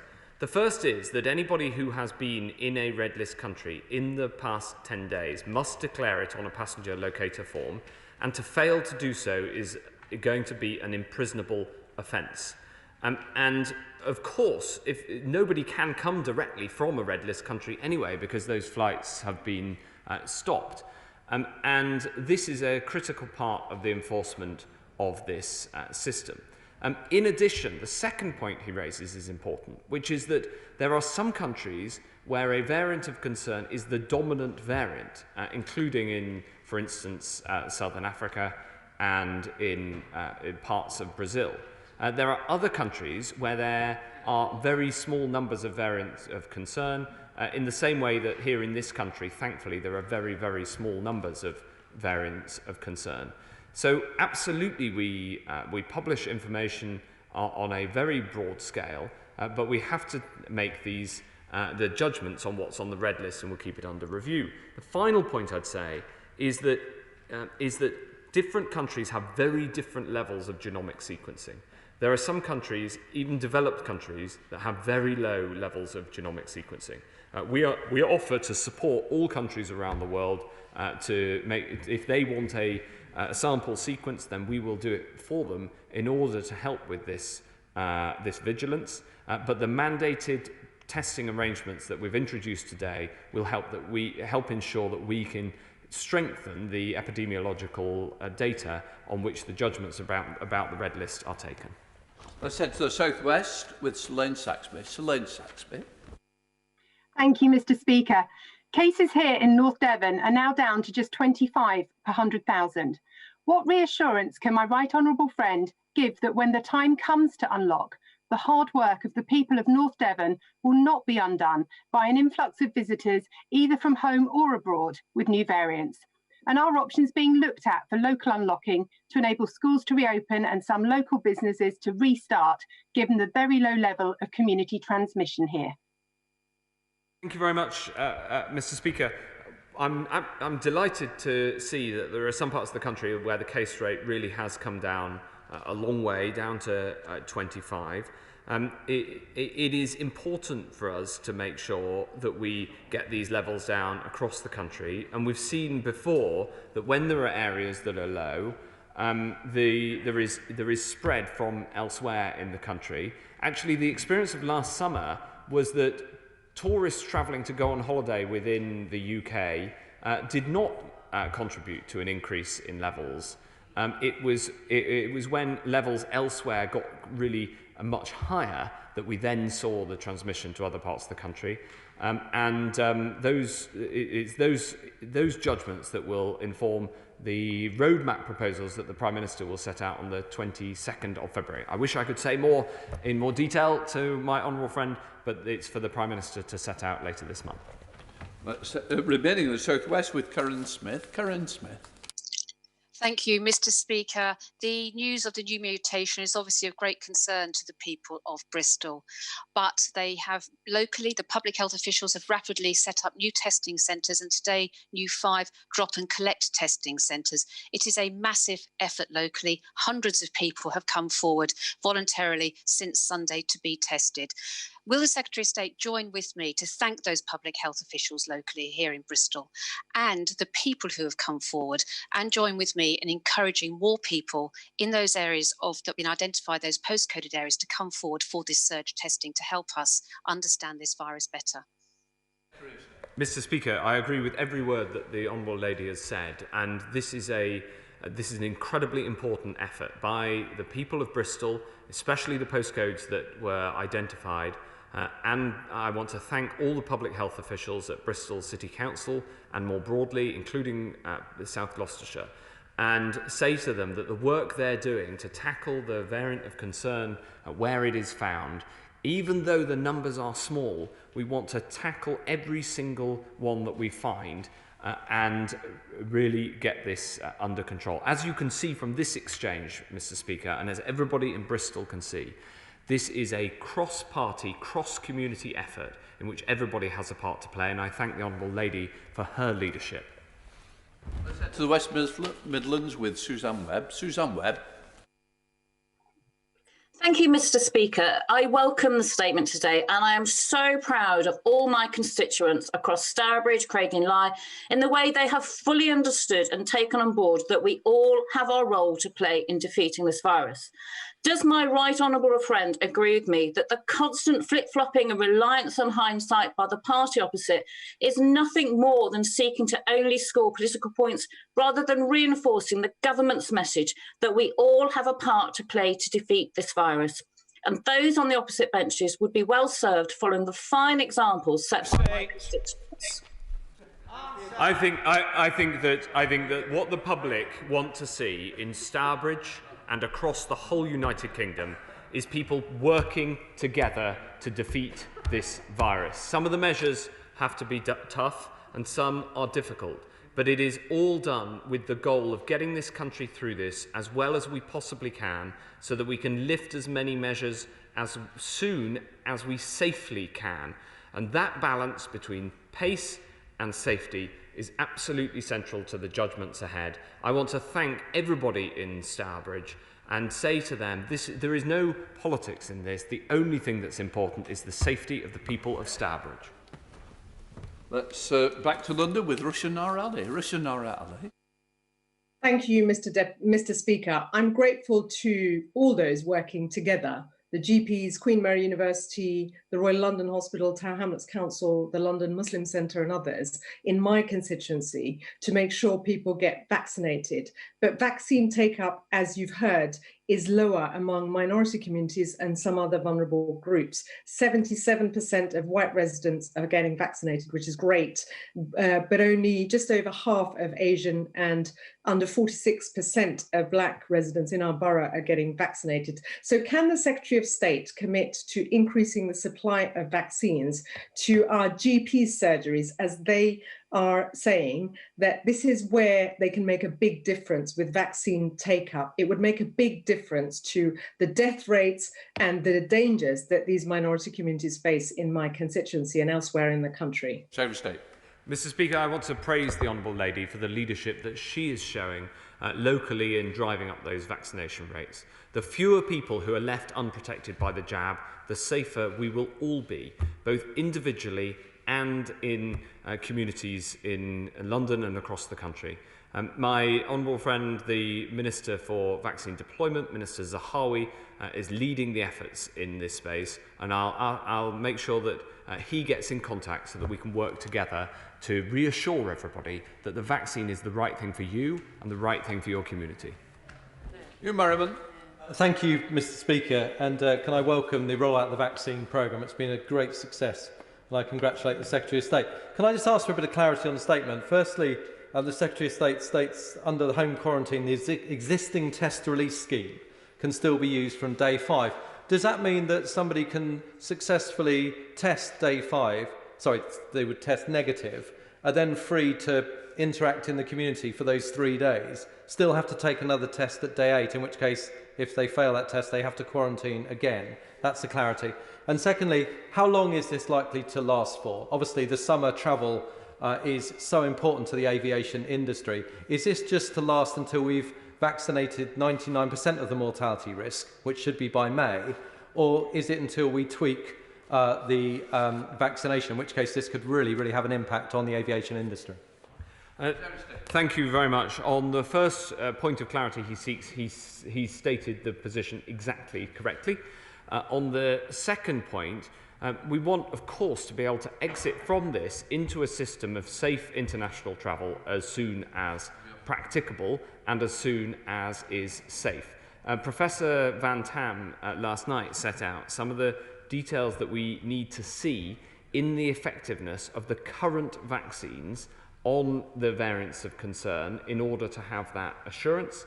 And if that isn't forthcoming, then we will need to vaccinate with a further booster jab in the autumn, on which we're working with the vaccine industry. These are the uncertainties within which we are operating, and hence, for now, my judgment is that the package that we've announced today is the right one. Let's head over to Munira Wilson. Munira Wilson. Thank you very much, Mr. Speaker. Many of us have been urging the government for about 12 months now to take stronger action at our borders. So these measures announced today are very welcome, but ministers have been consistently slow on this issue. With the ONS estimating today that tragically COVID deaths in the UK have now surpassed 125,000, how many of those deaths does the Secretary of State believe could have been prevented by imposing much stricter public health measures at our borders since last March?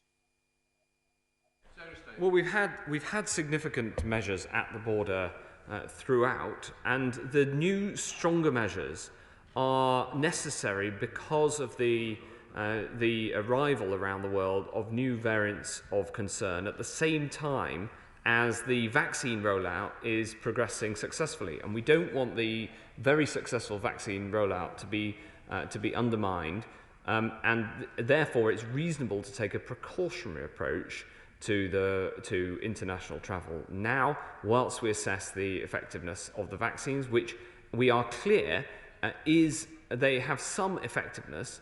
The question is a matter of the degree, and that is currently being tested right now. Let's head to Neil O'Brien. Neil O'Brien. Thank you, Mr. Speaker. Given the incredible success of the UK vaccination programme, it would be terrible to put at risk our opening up by importing new variants like those seen in Brazil. So will my right honourable friend stand ready to further tighten up the measures at the border and the enforcement of quarantine? And does he agree with me that if we want to see rapid opening up, as we all do, then we should be supporting strong measures at the border? My honourable friend is right that firstly we must keep the red list under review, but secondly this crucial point that strong protections at the border are part of defending and safely allowing the domestic opening up. And for those of us who want to see that domestic opening up, ensuring that we have protection from from variants that might arise from overseas is an important part until we can get to a position where we can be confident in vaccine efficacy against all variants, not just against the current variants that are here in large numbers in the UK. Let's head to Northern Ireland with Jim Shannon. Jim Shannon. Thank you, Mr. Speaker. Can I also put on record my thanks to the Secretary of State for all that he and his team are doing in relation to this. Northern Ireland is the only part of the United Kingdom with a land border. As the Secretary of State is aware, the Republic of Ireland are enforcing the very apparent border in Northern Ireland for their safety on their side. It seems, as I said, there can be a border when it suits. However, I am eager to understand what steps have been taken to ensure again, as I highlighted last week, that the officials in government have access to pertinent travel information for those coming into Dublin to ensure that the United Kingdom on the Northern Ireland side is also safe. Thank you. Thank you, Mr. Speaker. I spoke to my Irish opposite number, Minister Donnelly, this morning, and he has assured me that data will be provided appropriately and securely, and we've been working together to ensure that that happens for some time. As I said in my statement, we've been working with the Irish government to ensure that there are appropriate measures both in the Republic of Ireland and in the United Kingdom to ensure that the border on the island of Ireland can be kept completely open, as it must, yet we have the adequate protection against arrivals of variants of concern internationally. And it is the two countries working together, putting in place similar arrangements both in the Republic and in the United Kingdom that will allow us to deliver that goal that I'm sure we all share. Felicity Button. Thank you, Mr. Speaker. I am increasingly concerned about the effect of lockdown on the mental health of children. I am receiving so many emails from adolescents and teenagers. Will my right honourable friend assure me that when he feeds into the February the 22nd roadmap, that the mental health of children and indeed their parents is taken into account? Yes, of course I will, Mr. Speaker. Right, let us head to Wales with Howell Williams. Howell Williams. Thank you, Mr. Speaker. Yesterday, the number of deaths from COVID in Wales passed the grim total of 5,000. Our public health leaders say that the Welsh Government's £500 self-isolation payment is not enough and is indeed an economic driver for people to go to work. Sick pay, on the other hand, is the responsibility of this government. So will he now commit this government to increasing the paltry level of sick pay at just £96 per week to enable working people to self-isolate safely? Well, Mr. Speaker, we have put in place the extra £500 for those on low incomes to ensure that everybody can get financial support that they may need whilst self-isolating. Let's cross over to Peter Alders. Peter Alders. Thank you very much, Mr. Speaker. I commend my right honourable friend for his statement.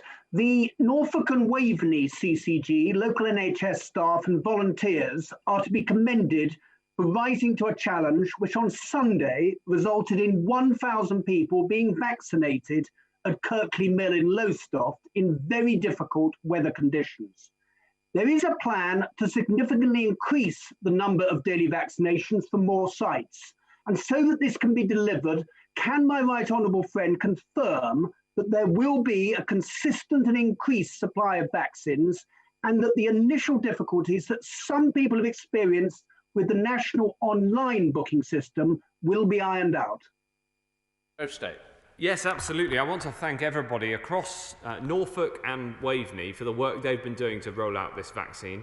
As a critical part of the country in terms of the COVID response, the work that's been done locally has been absolutely exemplary, and I commend my honourable friend for the part that he's played and the leadership he's played in Lowestoft in making that happen. The uptake has been superb. I've seen some of the reports locally and the emotional impact it has on people to get vaccinated is absolutely fantastic, and I'll absolutely take away the points that he makes.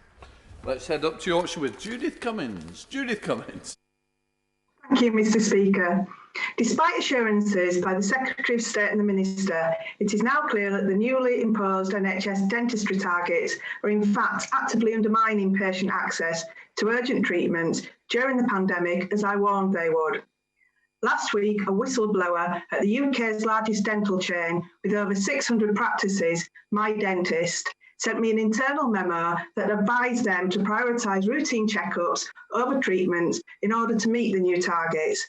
So will the Secretary of State look at this urgently and agree to revise these targets to ensure that they do not undermine patient care, as currently the system as it stands incentivises routine checkups above those in severe pain? Thank you very much, Mr. Speaker. I want to thank our nation's dentists who've worked incredibly hard to get dentistry services going again. It is very important that we support them and that the financial incentives underpin the need to restart as much as is possible. It is, of course, challenging to deliver dentistry services with given that there are so many aerosol generating procedures. and I will ask the Dentistry Minister to speak to the Honourable Lady and perhaps meet with her to discuss these ongoing challenges. Let's head down to Henry Smith. Henry Smith. Thank you very much, Mr. Speaker. I support the introduction of targeted quarantine for those passengers coming from high-risk COVID-19 variant countries. But will he also commit to regular reviews and even a sunset clause on these regulations as later in the year we seek to get our economy restarted and support our aviation sector? Mr. Speaker, I don't underestimate the impact that all of these measures have had on Gatwick. And as the Honourable Gentleman represents so many of those who work at Gatwick, I understand the impact. I was at Gatwick Airport on Friday, and to see the empty departure hall was really quite a sad sight. These measures are necessary in my view, and I'm glad that he supports them, difficult as they are. But we are also acutely cognizant of the economic impact on the airports, and of course the impact on those who work in them. And I'd be very happy to keep talking to him about how quickly we can remove these measures safely. Let's go over to Diane Abbott. Diane Abbott. Thank you, Mr. Speaker. I mean, the whole House has welcomed what the Secretary of State has had to say about the progress in fighting coronavirus. But he will be aware that there is a very real danger that one cohort will be left behind, and that is Black and ethnic minority communities. We already know that Black people were 4 times more likely to die from coronavirus. And currently, the statistics show that Black over 80s are half as likely to be vaccinated as white people. I'm conscious that the Vaccine Minister, Nadhim Zahawi, is aware of this issue, but will the Secretary of State give the House an undertaking that he will drive forward a whole series of measures in order to increase vaccine take-up amongst Black and minority ethnic persons? It would be a tragedy when Black and minority ethnic people are on the front line of the fight against coronavirus as health and social care workers, if there was an increased death toll because enough wasn't being done to encourage take-up of the vaccine. So, Steve. Mr. Speaker, I don't say this lightly, but I agree with every single word that the Right Honourable Lady said. And I want to pay tribute to her because I haven't had the chance in the House to thank all of those, the members of the House, all colleagues, who took part in the incredibly moving video from Black MPs in order to persuade people who may have understandable concerns that taking the jab is the right thing to do. She played a pivotal role in that short video, and it is just one small part of the huge effort we need to go to, because the fewer people who don't have the protection, the safer we will all be. And I'm very grateful for her work, her support, and I hope that we can continue to work together to drive uptake amongst Black communities right across this country. Mr. Speaker, policies are often easy to announce and difficult to end. I listened carefully to the answer the Secretary of State gave to my honourable friend who chairs the Transport Select Committee. The Chief Scientific Advisor says that COVID is with us forever. It will presumably continue to mutate into new variants forever. And I listened carefully to the answer to the question, but I didn't hear it. When is this policy going to end, if ever? Because if the virus continues to mutate, surely the risk is going to be there forever. And so when can it be removed? The risk of mutations absolutely can and will be managed through the evolution of vaccines in the way that the annual flu jab changes each year and allows us to protect ourselves. Of course, these measures, whilst necessary now, are not measures that can be in place permanently. We need to replace them over time with a system of safe and free international travel. And that's where we need to get to. The first task is to vaccinate the population. If we get good news on the vaccination impact on hospitalizations and deaths from people who have from new mutations, then we will be in a better place. If we do not get such good news, then we will need to use the updated vaccines to protect against the variants of concern.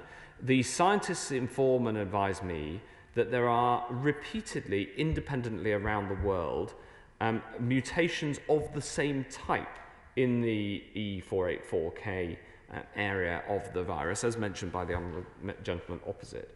Now, that gives the scientists a good start in where to target the new updated vaccine. But if we have to wait until then, it may be that we get enough efficacy from the existing vaccines against hospitalisation and death that they work perfectly well to hold this down. We just don't know that yet, hence the precautionary principle applies.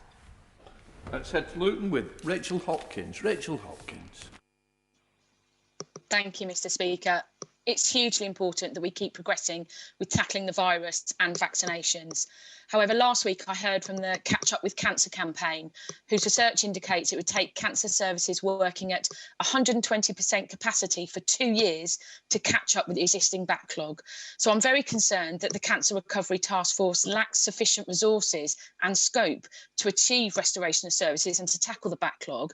So will the government, in March's budget, increase the resources available to the task force to expand the overall capabilities of the UK's cancer services to tackle the backlog? Mr. Speaker, we announced in the spending review significant extra funding to tackle the backlogs. I'm very proud of cancer services across the country who have kept up the work during this second wave in a way that has been quite remarkable due to tenacity, working together, flexibility, and of course very, very strong infection prevention and control. I was at the Royal Marsden last week where they are doing 100% of their normal time operations. That isn't true everywhere. They have the advantage of being a essentially cancer-only site, which makes things easier.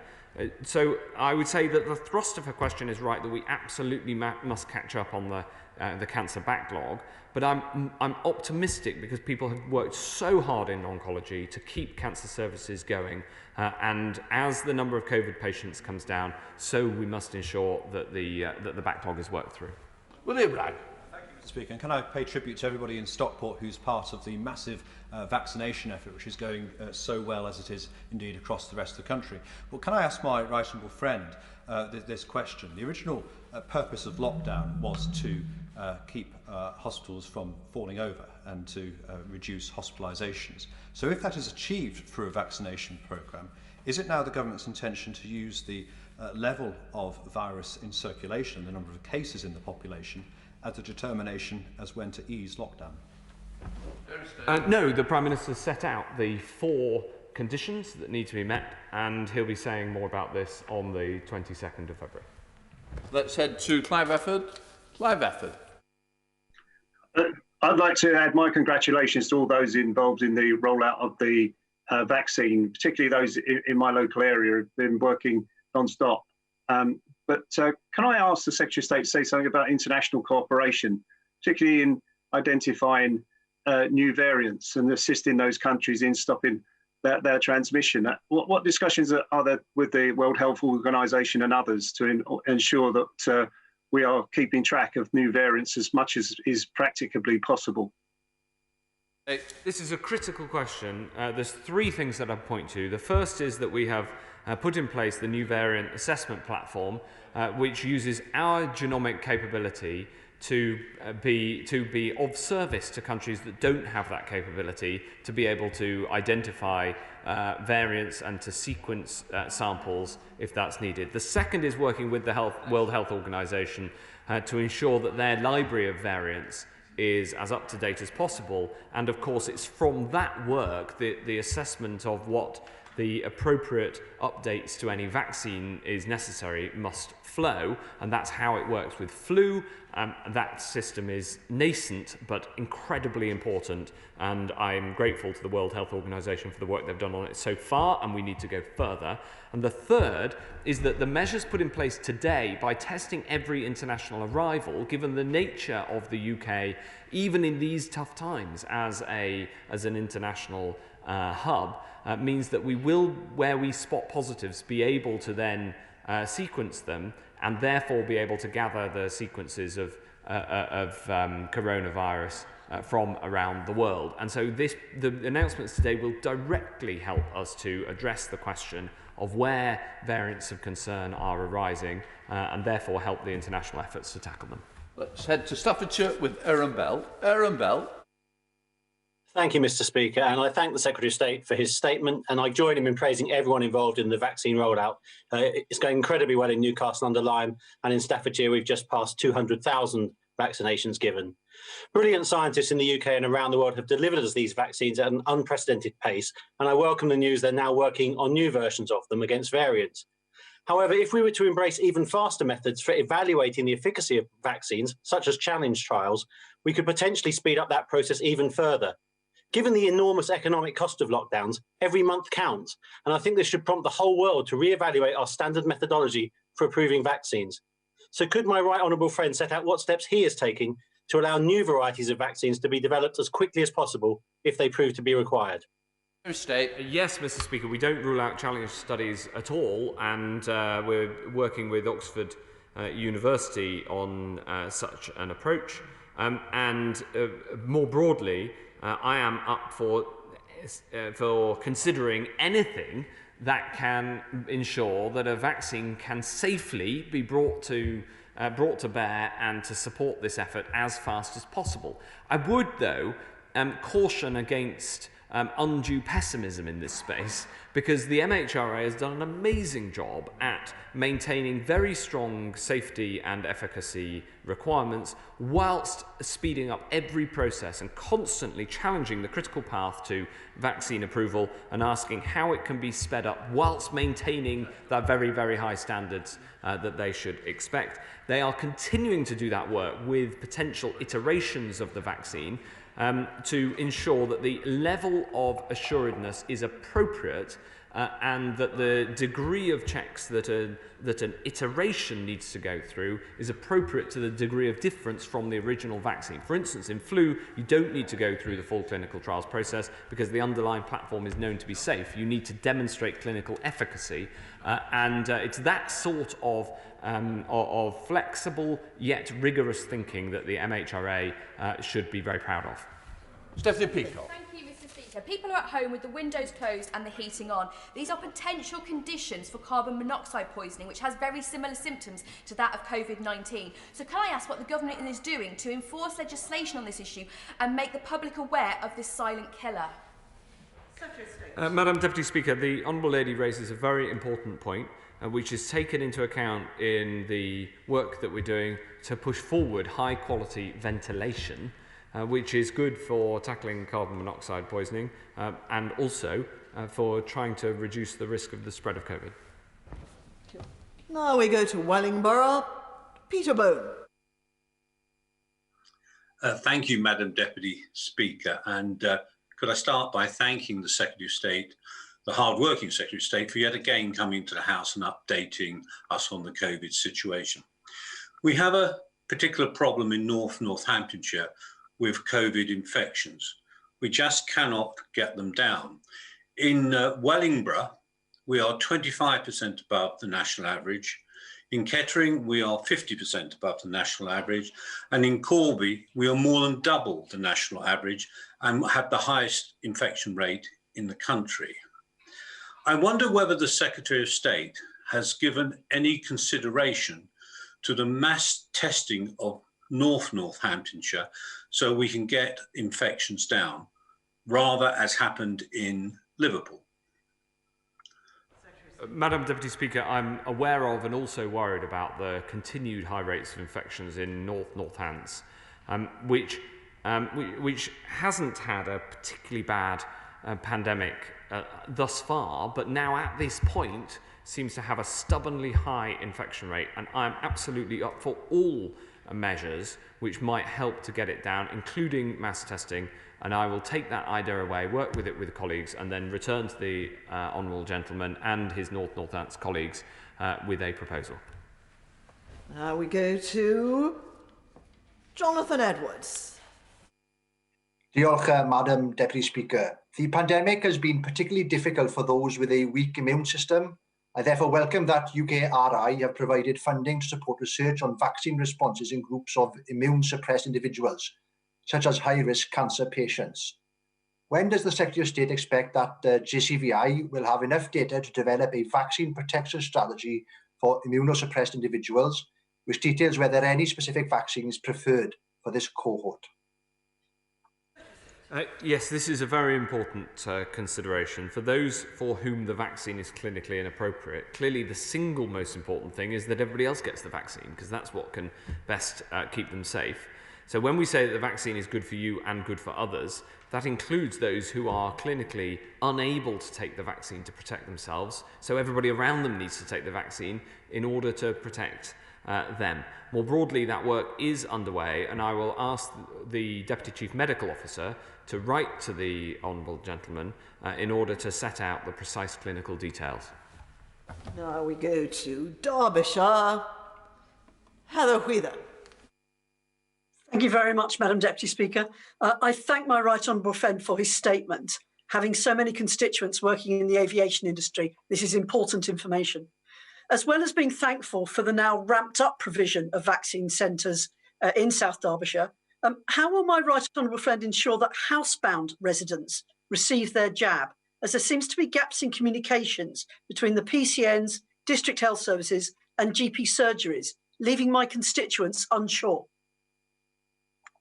I'll look into the specifics of the situation in South Derbyshire and ask the Minister for Vaccine Deployment to call her to try to understand the situation precisely in her area.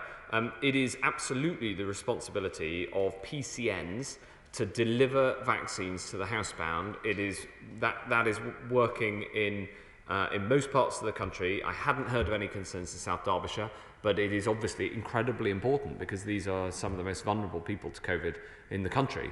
And we must make sure that everybody, including those who are housebound, have the offer of a jab, and that people can get out and make that happen.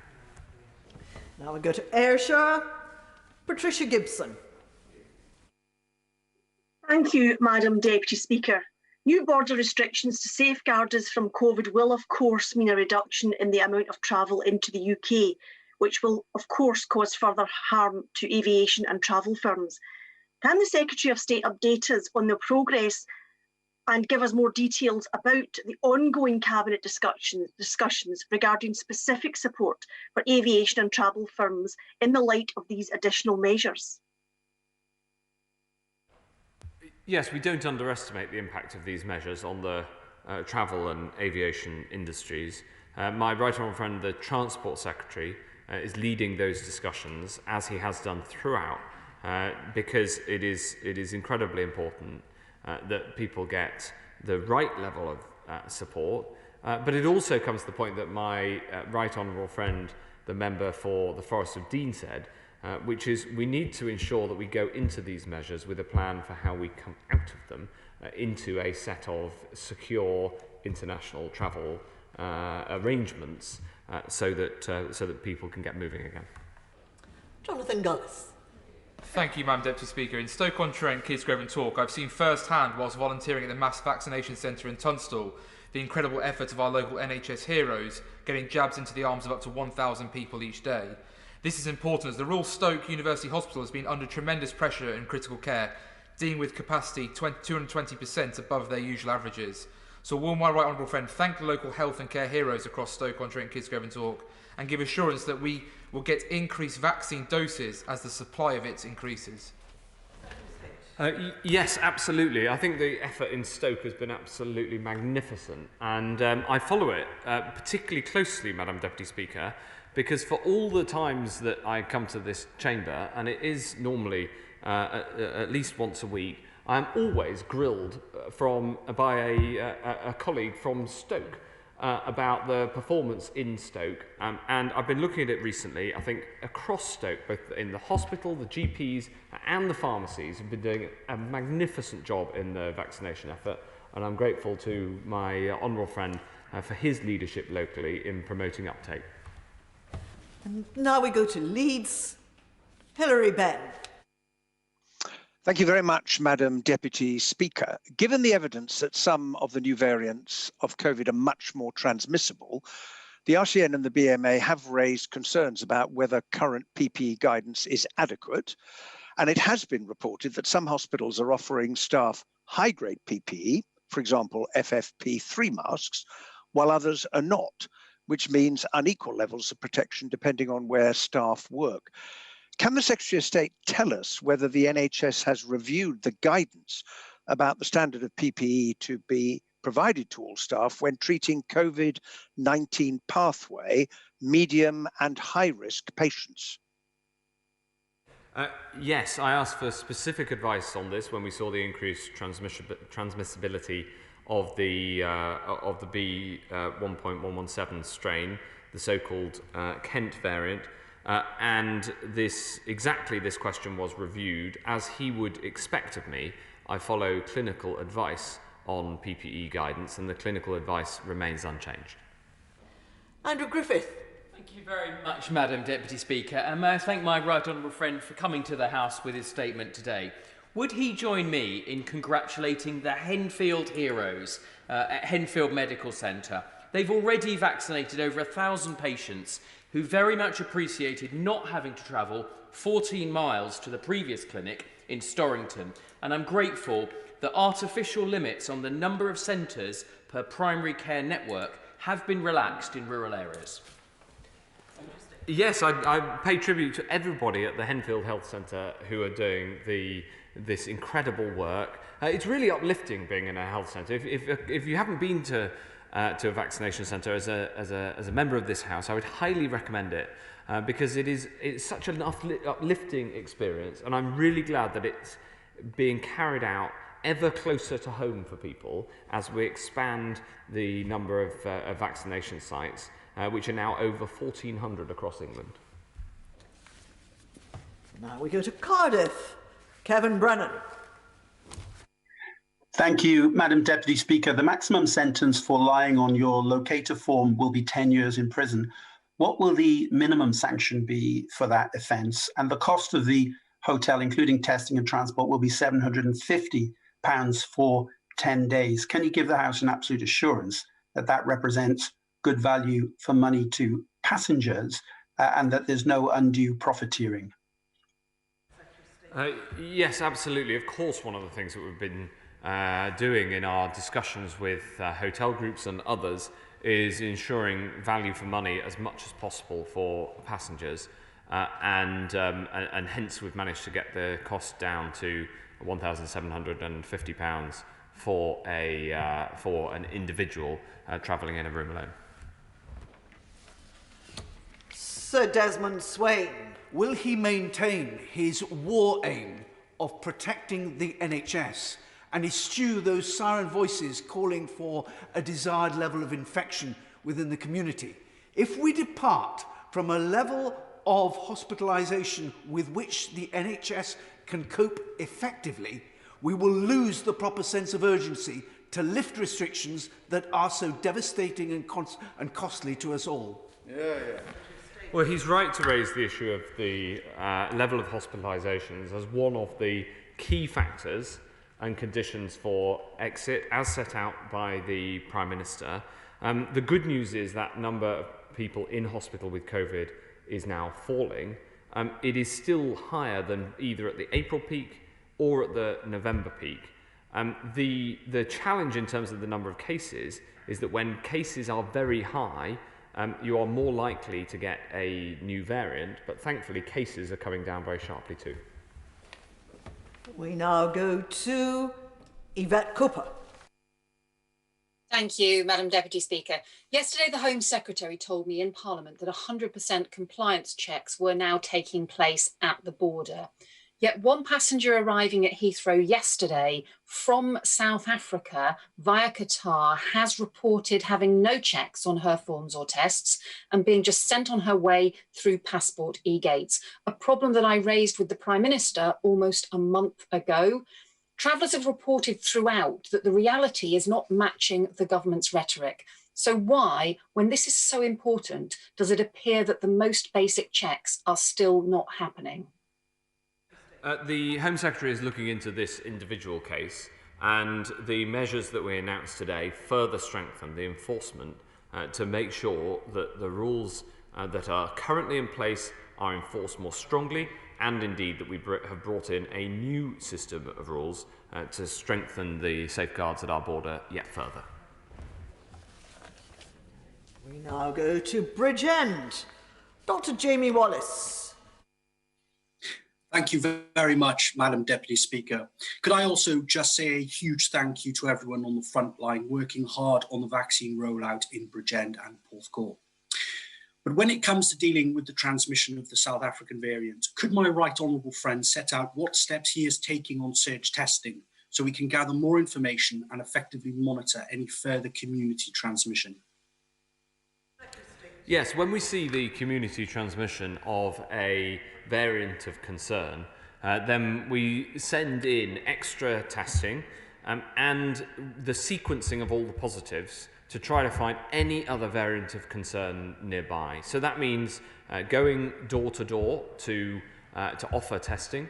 It means going and having enhanced contact tracing, so anybody who tests positive, and making sure that we test all those around who they've been in contact with, and in some cases test the contacts of those contacts in turn. This is currently underway in a number of locations in targeted areas, and of course I speak regularly with the Welsh Government to ensure we take the same sort of approach over the border. And we now go to Dulwich, to Helen Hayes.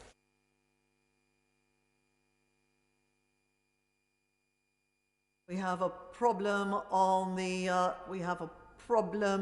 let's see if it quickly can be solved. Thank you, Madam Deputy Speaker. Vaccine hesitancy is highest amongst Black, Asian and minority ethnic residents, and tackling it is vital to stop the existing health inequalities of COVID-19 from widening and deepening further. My constituency has one of the most ethnically diverse populations in the country, yet neither of my local councils, Lambeth and Southwark, was included on the seemingly arbitrary list of councils invited to bid for additional funding to address vaccine hesitancy. Can the Secretary of State explain why, and will he commit to working with the Community Secretary to look again urgently at this decision? It's the Minister for Vaccine Rollout, Minister Zahawi, who is leading these efforts. And it's obviously an incredibly important subject because it matters to us all. Steve Bryan.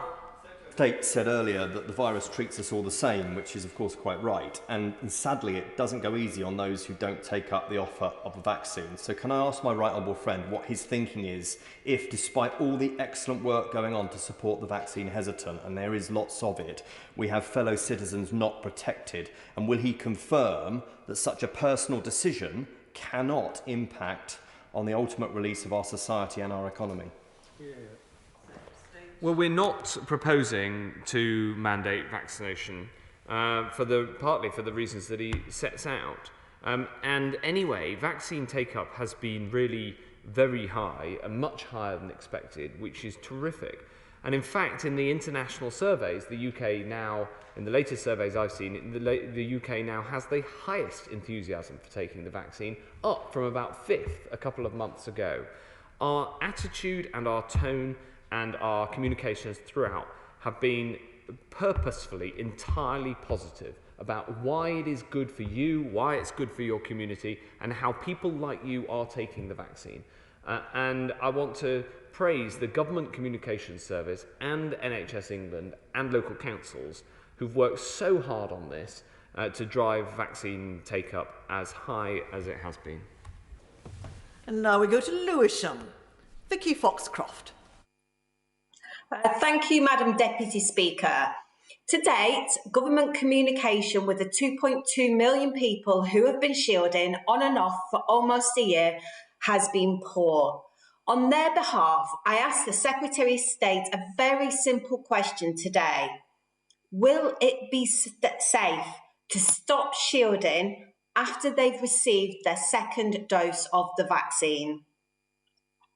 Thank you very much, Madam Deputy Speaker. I'm afraid I don't agree with the Honourable Lady one bit. We write regularly to those who are shielding and we write to them individually, so I'm not going to make a blanket announcement in this chamber.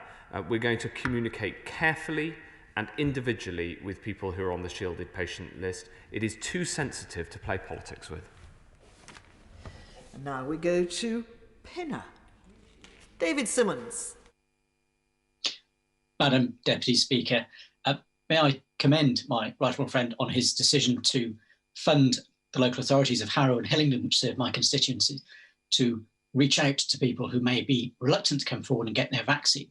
May I ask my right honourable friend, will he consider, in respect of those who are in our country with an uncertain immigration status, but who it is vital for both humanitarian and medical reasons that we get vaccinated, will he consider a similar approach of funding local authorities who know their communities best to reach out to those people and ensure that they are also part of this great British success story? Yes, we're working with both GPs and community parts of the NHS and also with local authorities to do this. And as he may have seen, the Home Office has stated that the most important thing is that we vaccinate everybody who is present here, whatever their status or paperwork. Patrick Grady. Thank you, Madam Deputy Speaker. I'm very glad to hear that exchange because it's a considerable issue in Glasgow with a large asylum-seeking population that we have as well. So I wonder if he could also say how his announcements today about quarantining will be applied to people who arrive in this country seeking asylum and probably don't have £1,750 in their back pocket. How will new arrivals be supported in the quarantine process? A new arrival to the UK who's been in a red list country in the last 10 days who is not a resident of the United Kingdom or of Ireland or a UK citizen will be denied entry and it will be held in hotel quarantine until they can return to the country from which they have arrived. I'm endeavouring to make sure that everyone on the list gets a chance to ask a question, but they won't if we don't speed up a bit, because we have a lot more business to come to. No, I don't criticise the Secretary of State. If he has complicated questions, he has to give complicated answers. So let's have quick and simple questions, and then we can have quick and simple answers. Jack Brereton. Thank you, Madam Deputy Speaker. Can I join my neighbouring North Staffordshire colleagues in thanking our health workers for their amazing job they've been doing locally in rolling out vaccines? Would my right honourable friend join me in encouraging everyone in Stoke-on-Trent in the 1 to 4 priority groups to get an appointment and get their jab before the 15th of February?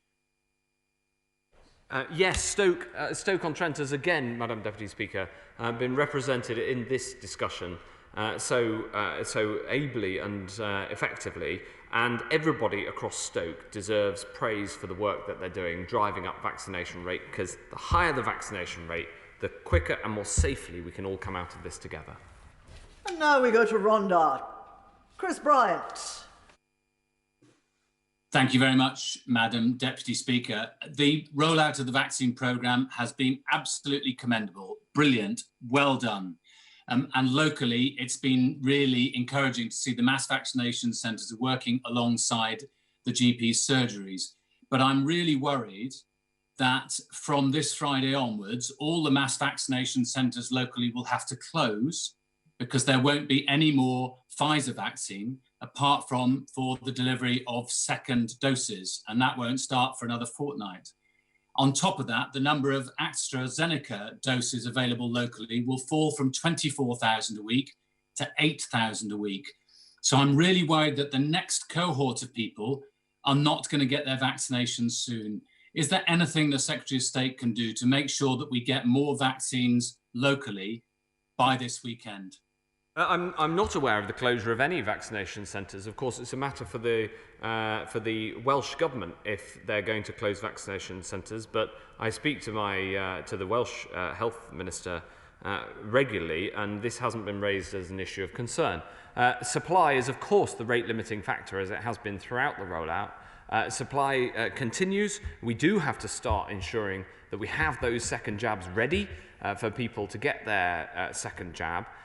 But I'm not aware of the issue that he's raised. It's certainly not an issue that is a problem across England, where I'm directly responsible for the rollout. And so far, this programme has been going so well across the whole United Kingdom, and we've all been working so hard together to make it happen.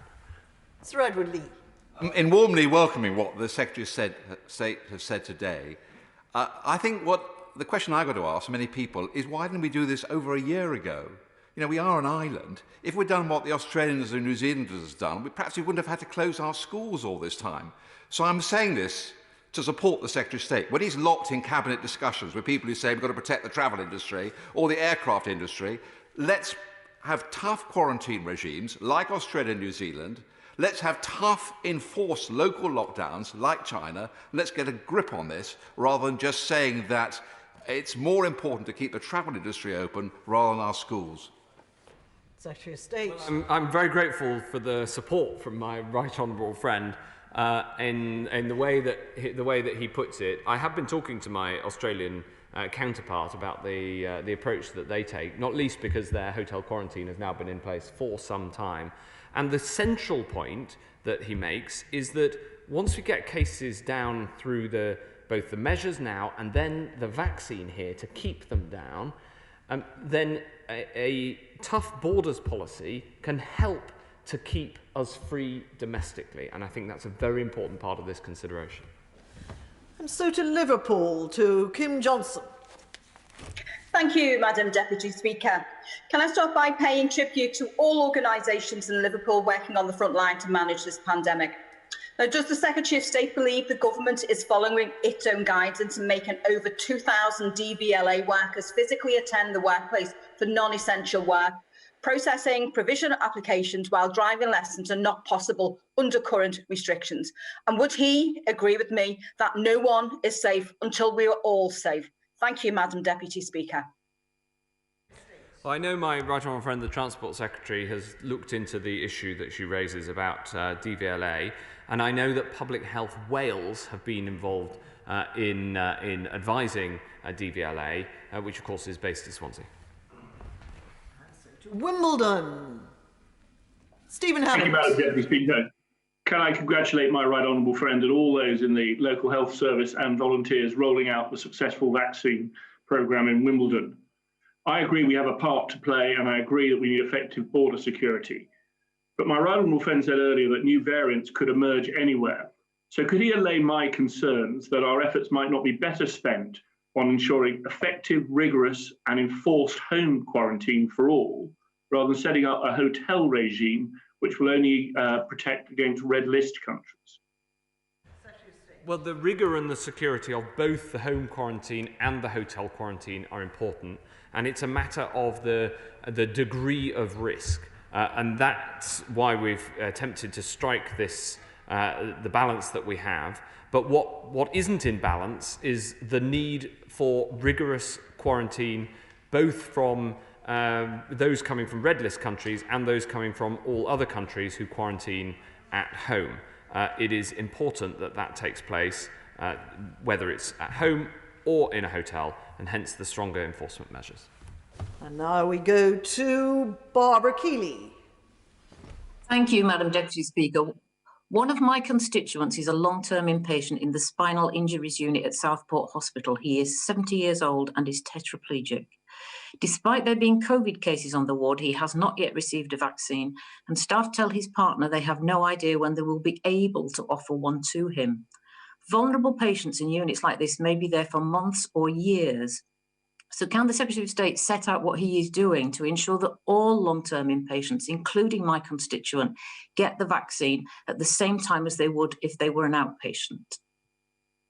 Yes, that's exactly the principle on which we are proceeding. I pay tribute to the work that the Honourable Lady does in this area, and always speaking up for those who are in inpatient care. It's very important that we make sure that there is equal and fair support for all according to clinical need, and that will be addressed in the next phase of the rollout once we've ensured that the offer to all those in categories 1 to 4 is achieved by next Monday. And so to Newbury, Laura Farris. Thank you, Madam Deputy Speaker, and I'd like to put on record my thanks to everybody working at Newbury Racecourse for leading a fantastic vaccination programme through my constituency. I welcome my right honourable friend's statement about the very high rate of take-up of the vaccine. Could he tell the House what the rate of take-up has been among those under the age of 70 who've been offered it so far? And also what conversations he's had with the vaccine minister about dispelling one of the most persistent myths that's been raised with me by young women, that the vaccine could negatively affect their fertility. Thank you, Madam Deputy Speaker. There is no evidence at all that the vaccine negatively affects fertility. There are many myths about vaccines, and I'm very glad to say that they have largely been rightly ignored when they are inaccurate by the British public. The way we try to tackle these myths is by putting out as much positive, accurate, objective information from objective sources, both on the NHS website and, of course, the Chief Medical Officer and Deputy Chief Medical Officers answering questions whenever possible.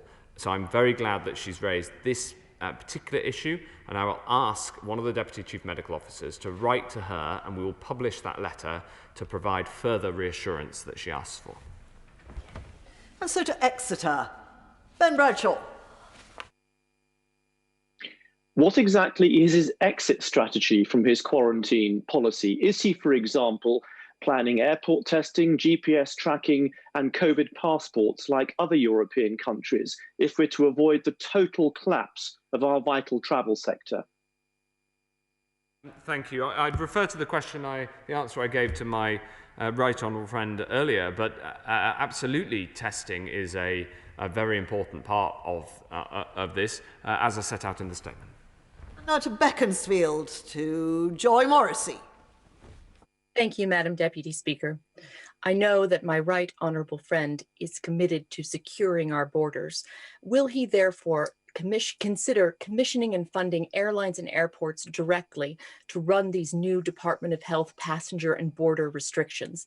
Airlines and airports like BA and Heathrow have the experience and market innovation and incentive to deliver safe travel for Britain. Will my right honourable friend meet with me and representatives from the airline industry so together we can deliver secure borders, but a global Britain? That is exactly our goal, Madam Deputy Speaker, and we've been working very hard with the carriers and the airports, the airport operators, to put this new scheme in place. And there's further work to do over the days ahead, and no doubt after its initial introduction on Monday. What I'd say very directly to my honourable friend, to the airline industry, and to the airports is that I know that this is very difficult and tough. It is absolutely vital that we all work together, constructively, positively, and with the spirit of innovation that she describes, in order to make sure that we can put in place a system that is both robust, but also uses all possible technology to make sure that we have the basis of a future safe global travel arrangement. And it is both about securing the borders now, but it is also about making sure that we can get global travel going for the long term. And now to Limehouse, Afsana Begum.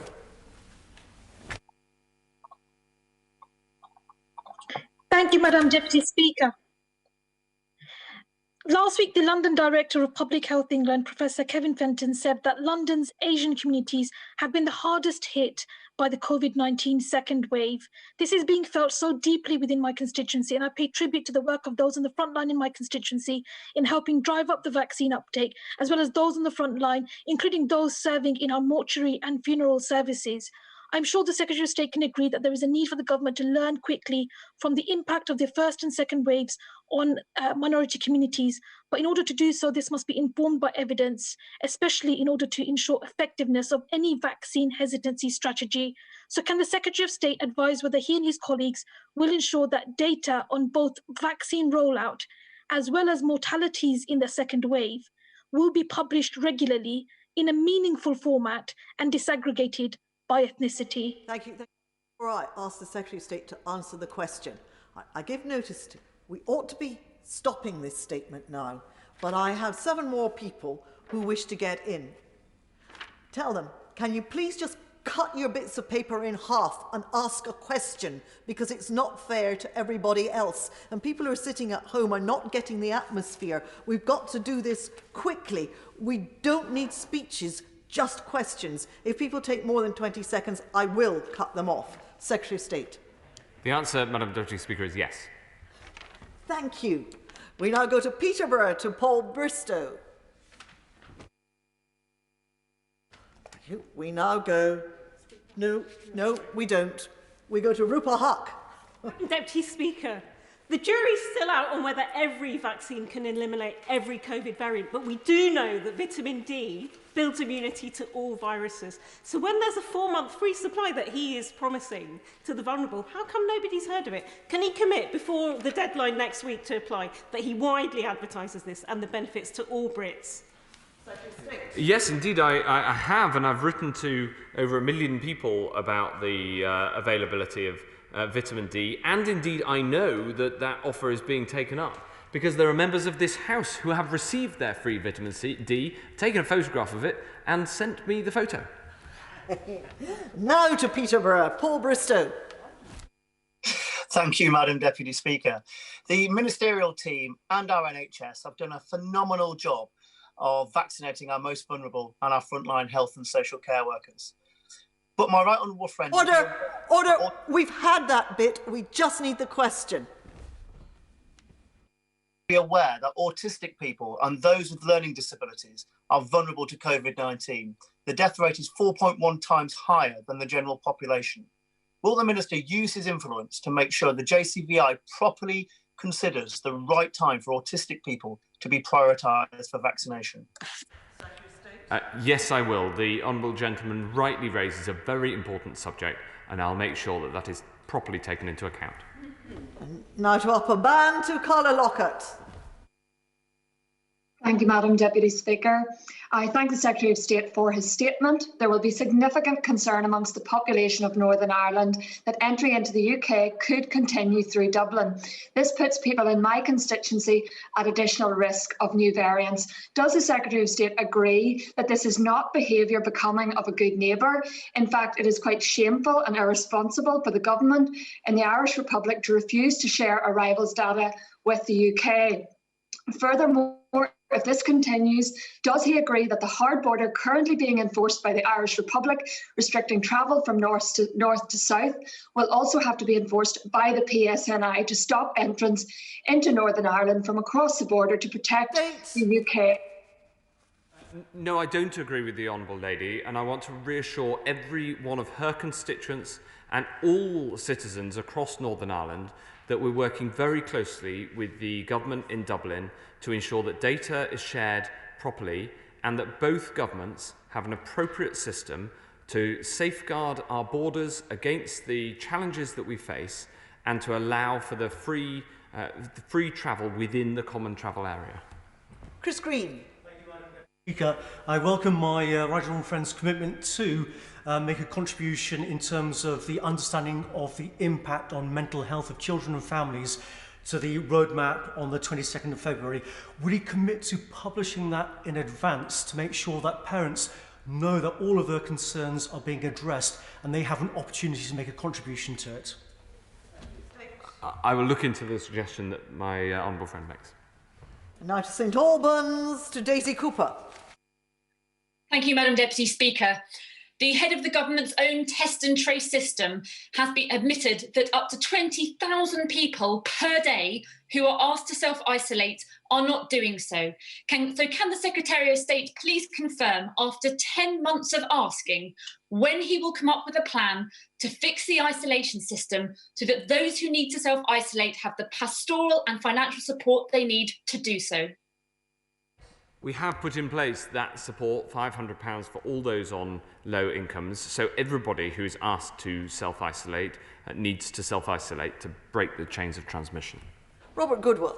Thank you. What lessons can we learn from Israel that uniquely is ahead of us in this race to protect its people? For example, when we reach group 10, the group of below 50-year-olds who haven't already been injected, should we maybe be prioritising those who haven't been exposed to the disease, who aren't bursting with antibodies, so that we can actually protect more people? And incidentally, the Israelis are also injecting 15 and 16-year-olds. Have we any 16 and 17-year-olds? Any lessons to be learnt from that?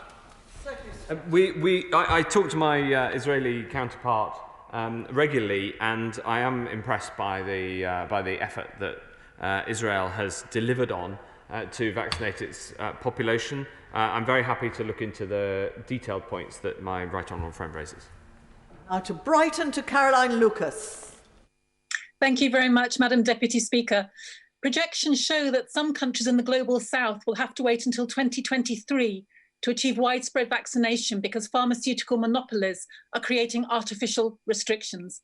Given that no one is safe until everyone is safe, will the Secretary of State use his influence with Cabinet colleagues to ensure the government changes its position and backs proposals from India and South Africa to address pharmaceutical monopolies and help ensure that the world can produce enough vaccines for every country as soon as possible?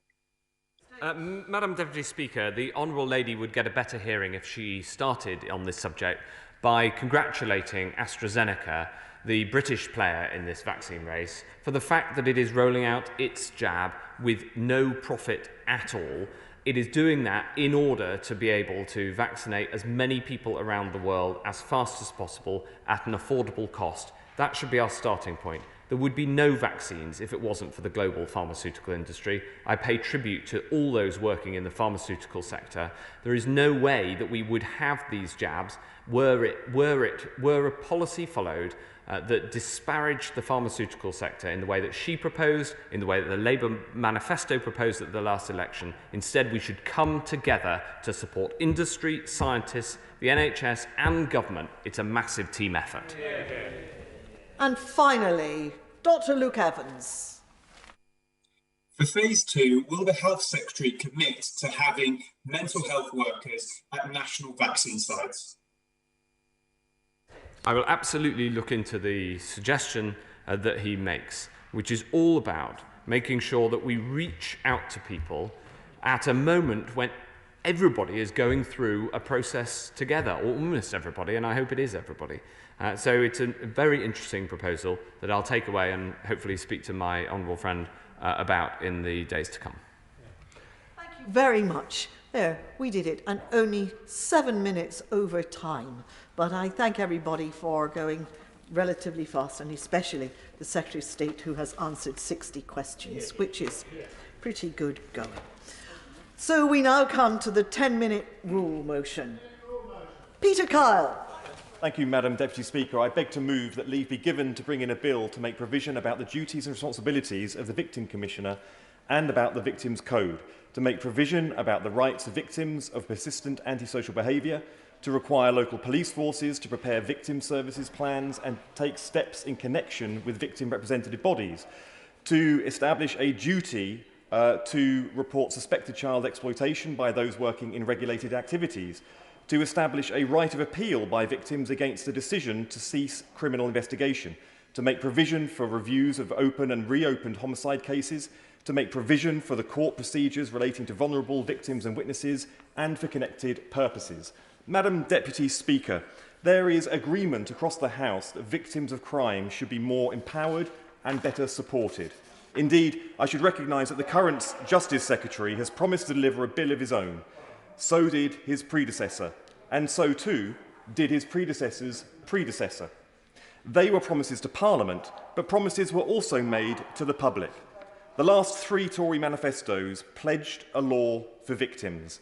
So the challenge we face isn't getting government to admit there's a problem, it's getting them to do something about it. This is a deadly serious issue with deadly serious consequences for delay.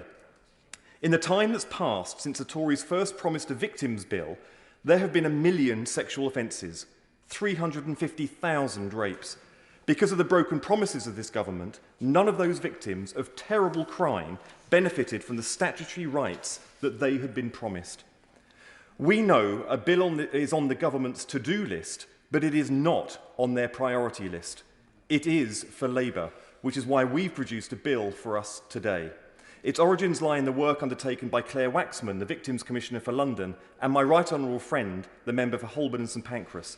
Their pioneering legislative work for victims is reflected in today's bill. Confidence in our system of justice is at an all-time low for victims. Trial failures due to victim issues is at an all-time high, trebling since 2015. Victims are increasingly dropping out of the criminal proceedings. When they look to the future, they see no justice in sight, no hope of closure, so they give up. To these victims, failed by government, no justice is better than the agony of false hope. Just as bad, too many victims say their experience of the criminal justice system was even more traumatising than the crime itself. Surely the most damning indictment imaginable of current policy. Victims have had codified rights since 2003, which have been reviewed, updated, extended several times, including at present. Government is committed to putting those rights on a statutory footing. The Labour Party agrees, and it's an important part. We do it in Part 3, Section 6 of the bill before us today. But this bill goes much further because victims need more than rights. They need the tools to uphold them. Madam Deputy Speaker, I've never met anybody working in any part of the criminal justice system that doesn't care about victims. From first responders to High Court judges, people have empathy for victims of crime. They care. But individual empathy all too often fails to translate into organisational recognition of victim needs.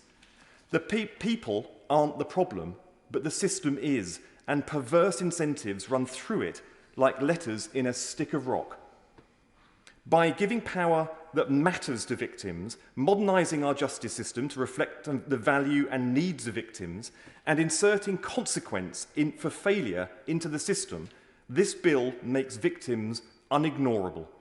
Right now, under this government, victims and their needs are ignored, and routinely so. There exists a code of rights, but what happens if they're ignored? Nothing. If we did as the government aspires, which is to simply put the code onto statute, then what will happen if the code is ignored then? Still, nothing. Laws only matter if there is a consequence for breaking them, and the same must be true for a victims' law. That's why Part 3, Section 5 of this bill will create a register held by the Victims Commissioner onto which all individuals named as responsible for a breach of victims' code must be placed. Any part of the criminal justice system seeking to make an appointment in the top decile of salaries must consult the register. They can see if any applicants have previously failed to uphold victims' rights. We don't bar recruitment, but doubtless it will be taken into account. But the message is clear. For the first time, there will be consequences for those who ignore victims. For the first time, failing victims will have a career-limiting impact. For rights to have meaning, people need to know they exist. Today, all too often, that just simply isn't the case. 80% of people who suffer crime make their way through the criminal justice system totally unaware there is a code of rights. Right now, there's no fixed point in time when a victim is informed of their rights. There should be, but when? Alleged perpetrators are read their essential rights at the point of arrest, but the victim isn't informed of their rights at the point of becoming a victim. This imbalance needs addressing. This bill places a requirement that victims must be informed of their essential rights at the earliest possible opportunity. The clear expectation of the bill is that the moment of first response is usually the appropriate time to inform victims that they have the right to information, support, and a comprehensive set of legally enforceable rights to support them as victims. For those who think this is too soon, answer the following question. If the moment of becoming a victim isn't the right time to discover you have legally enforceable rights, that you have power, then when is? After a week? Month? Or as it is now for most victims, never. A powerful code of rights needs a powerful commission to hold the system to account. Dame Vera Baird in Dame Vera Baird, we have a fearless commissioner, but this bill seeks to boost further the Commission's power and authority. The Labour Party doesn't fear statutory bodies with independence. We believe it strengthens our democracy. That's why this bill shifts reporting from ministers to Parliament, gives Justice Select Committee power of veto over future Commissioner appointments, and grants extended freedoms to investigate the criminal justice system and ensure code compliance. This bill also gives power directly to victims. For them, things will be different. No longer will they need an MP to authorise a victim's complaint to the Parliamentary Ombudsman, an inexcusable barrier which partly explains why less than 20 victims have lodged complaints in the past 3 years, an insulting number considering the scale of violations. Persistent victims of antisocial behaviour will for the first time be embraced by the code, empowering people to stand up against those who play havoc with the civility everyone has the right to expect from their neighbours and from within their community. Right now, only a minority of victims understand their rights, and a fraction will ever exert them. The system ignores infraction, so over time, it has become normalised. With this bill, we modernise our system of justice to take into account their rights and the need of victims. Not only will the measures in this bill lessen the impact of crime on victims, it will help improve the quality of justice itself by delivering victims in their role as witnesses into courtrooms empowered with knowledge, rights and support. It's not radical, we don't tear down old liberties, but it marks the only significant step forward for almost 2 decades. We insert career-limiting consequences into the system that currently ignores victims with impunity.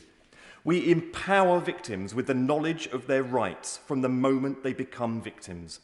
We make it easier for those rights to be understood and asserted, and more straightforward to appeal should the need arise. We give victims an enforcer with teeth in the shape of a commissioner with independence, power and resources to hold the criminal justice system to account on a victim's behalf. And a criminal justice system that better reflects the aspirations of our society for a justice system that offers dignity and support to those who suffer at the hands of criminals and not, as is all too often the case today, prolongs the agony. Thank you, Madam Deputy Speaker. Thank you. The question is that the honourable member have leave to bring in the bill. As many as that opinion say aye. Aye. Oh, come on. Aye. Aye. Of the contrary, no. The ayes have it. The ayes have it. Who will prepare and bring in the bill?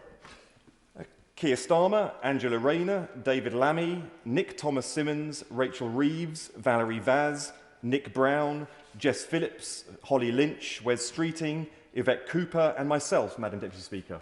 Ooh. It is indeed. Second reading, what day? Tomorrow.